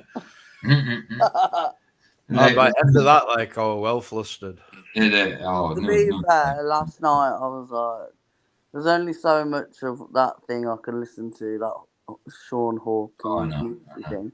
And then when the Brenda was there, the man in the dress, I was like, oh no, can't deal with this. I was getting right pissed off with Sean. I was fuming. Yeah, I tried to keep out of it, but there was bits I had to like. No crap. And can I just clarify, Sean? I have never banned you for saying hi. I have banned you. It was me. He was on about, not you. No, but he's on about all of us do it. I No. ban Sean everywhere I'm a mod and I see him. I do. Because, Sean, you are a waste of oxygen. You come in my comments just to say, picked another fight already. No, actually, I removed the manky people who I made videos about from my stream, from my channel, because I don't want your negativeness on my channel. Okay, let's not give him any more coverage. Let's just finish off with the song. He's an idiot. No, but he didn't get banned for saying hi, did he?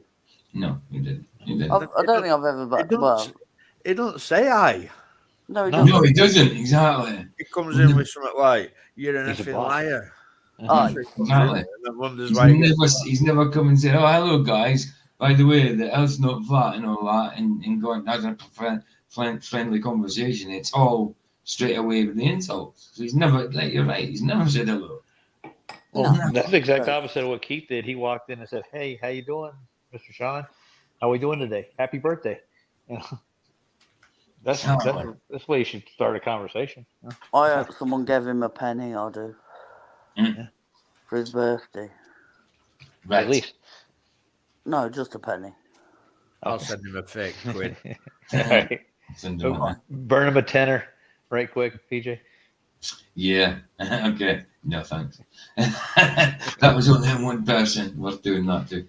I'm surprised you didn't get reported for that, PJ. I know for burning. Well, I'm not going to say anything just in case they decide to. Well, no,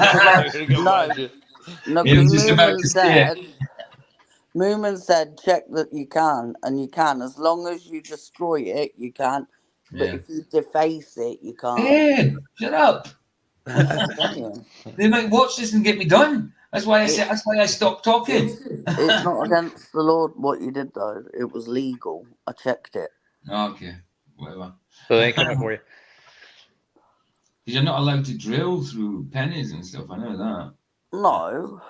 If it's the face of the Queen's I'm not saying anything. What about when you use these machines like at Seaside where it's flatten them? Flatten puts a My girls used to do that on a regular everywhere they go. Anyway,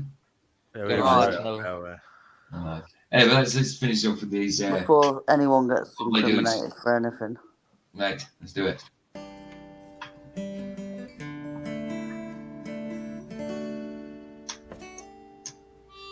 I was taking a walk in the park one day, feeling sorry for myself. I was seeing an old lady sitting on a park bench all by herself. I was moved to go and talk to her, even though I was feeling blue. She said, "Hi, son." I said, "How you doing, man?" She said, "Son, I'm doing fine. How about you?" I said, "I lost a friend to cancer. He was like a brother, he was here." She said, "I know how you feel, son. I lost my husband. It's been a year." But she said, "He's always with me." And I asked her, "How can she know?" She said, "I can feel his presence with me wherever I go." Well, he's there with me in the morning, throughout the day,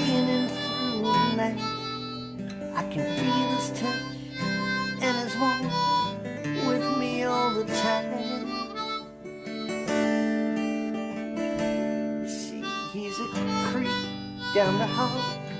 A picture on the wall. A familiar voice I hear, and it sounds so clear. He's a color in someone's eye. Even though my husband died, it still remains. Ooh, it's never really gone away. Never really gone away.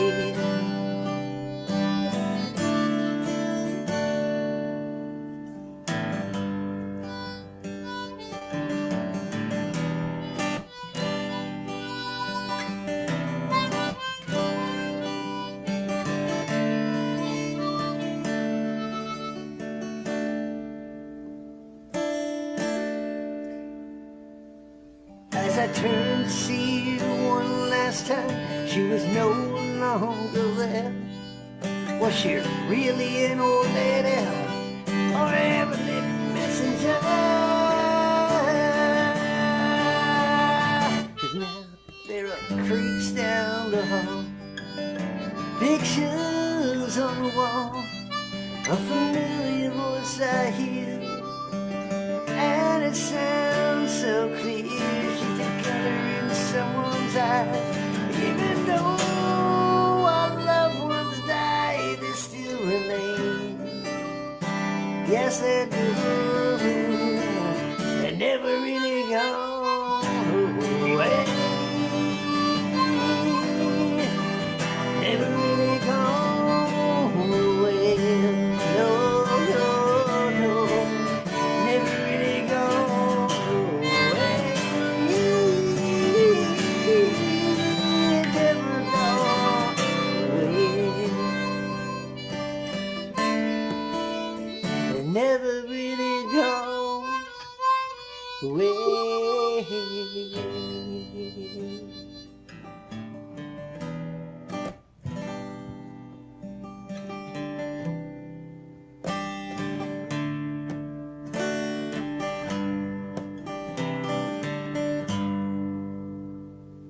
Right. Brilliant. That was beautiful. Yeah. Michael, there was 36,000 homes without electricity in the north and in Yorkshire. Really? Whoa. That's a lot. 36,000 homes without electricity. What was Really? that? Why? This storm. Yeah, and then Oh. Leeds, apparently it's Leeds Festival or something, and they've had to cancel some of it because of the storm.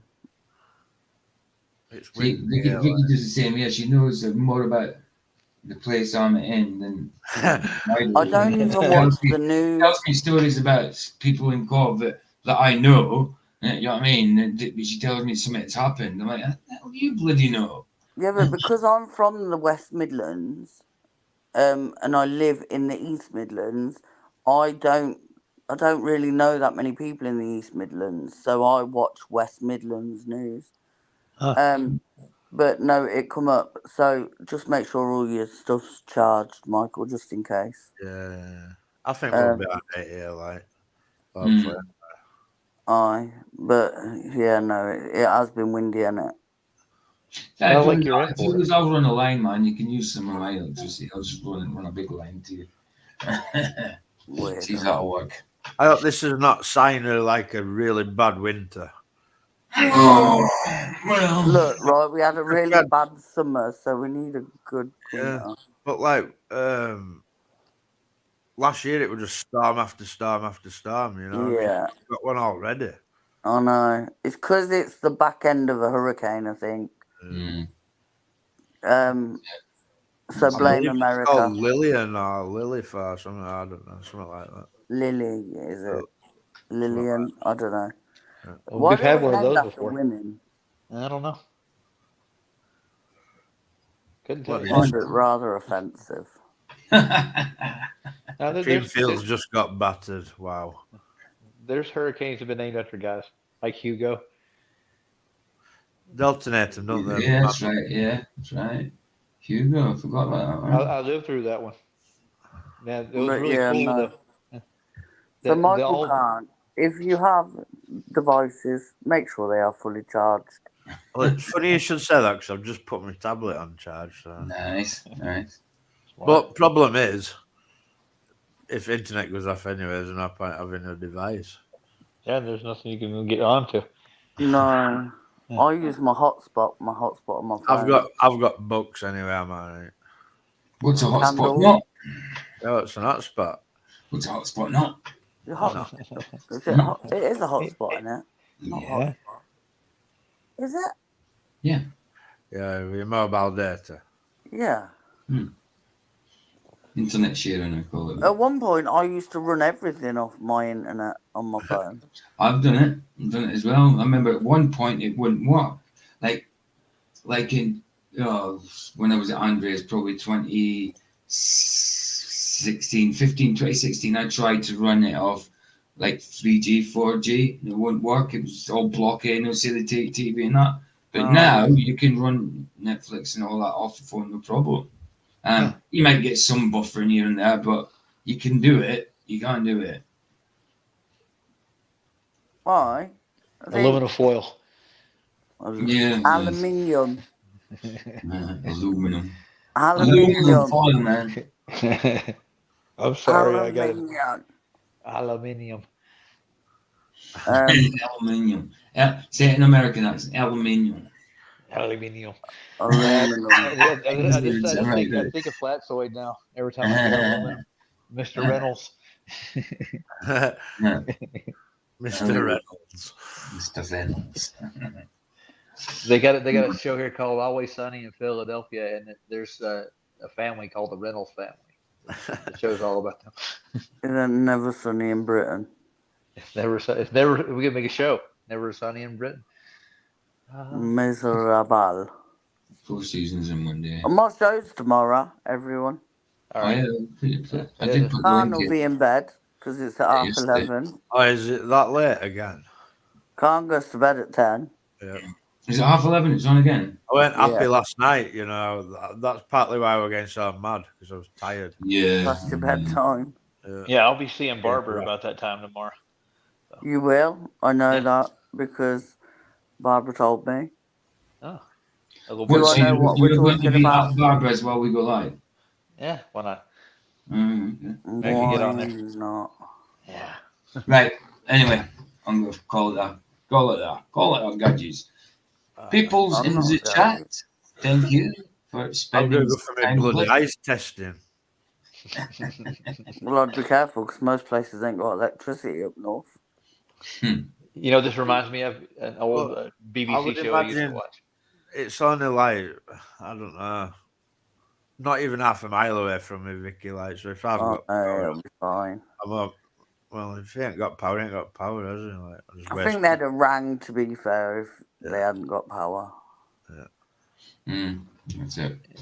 I got a question for you guys right quick. Have you ever seen a show called Keeping Up Appearances? Yeah. Yeah. I had some bouquet. The Bouquet. It's weird you should say that because it's filmed here where I'm from. Yeah. And in It's filmed in Coventry and in Leicester. And Leamington. Leamington and Coventry. Where I'm from. Yeah. Yeah, I used to watch that show all the time. From about 2 miles away from here, 3 miles away from here. It's still called Demore. Okay. It's still called Demore in Binley. They film it in Binley. It's still called Demore. They still make it? The rough part's still called Demore, babe. And the good part you see in it is in Binley. Yeah, they used to go past the Sun and Splendour in Leamington quite a lot. Not there anymore. So I definitely used to like that show. It was fun. All them old comedies were meant, like. Yeah. Same as the Italian Job. Do you remember the original Italian Job? Mm-hmm. Where you see the minis going through the tunnels. That was done in writing in Coventry. Oh. And, a lot of the minis we were under the tunnels. A lot of it was done in Coventry as well. Coventry is obviously not like Detroit, but it was a motor. Not like Detroit. I meant like Detroit as in it's a motoring place for cars, and a lot of cars are built and all that in Coventry. Are you trying to say that Coventry's a Detroit of England? Yes. Oh, it could be. Well, it's quite a bit of a sight old. That would make me the Yeah, it is. There you go. It's definitely the Detroit of England then. Because Coventry is a shite old. I'm starting to think everywhere's a shite hole. To be Yeah, fair, the way it's turning out now. Just what you Yeah. mean. But I mean, it's like Denver's- when I go back to Fraserburgh, it's the same. Like the grass is always green on the other side. I go back to Fraserburgh, and then it's just as crap as when I was there before. But if you're not from there, it's different. Like when you're not from Company, you find it different. But now I've been here for 20 or maybe 20 years or whatever. You guys should come over 18 stateside. years. It's You'll just get to like it. yeah, it's just like it's Roger, my mouth's way too big to go to America. I'd get shot. I would get shot. You get shot. No, No, you probably get me shot, to be honest. put PJ out in front. Here, you get him. Right. Get the weirdo. That's it. Right, calling it that. Right, nice one, guys in chat for coming. Goodbye. Nice one to the Later, panel, guys. as usual. Later, Love everybody. you all. Love spending time with you guys.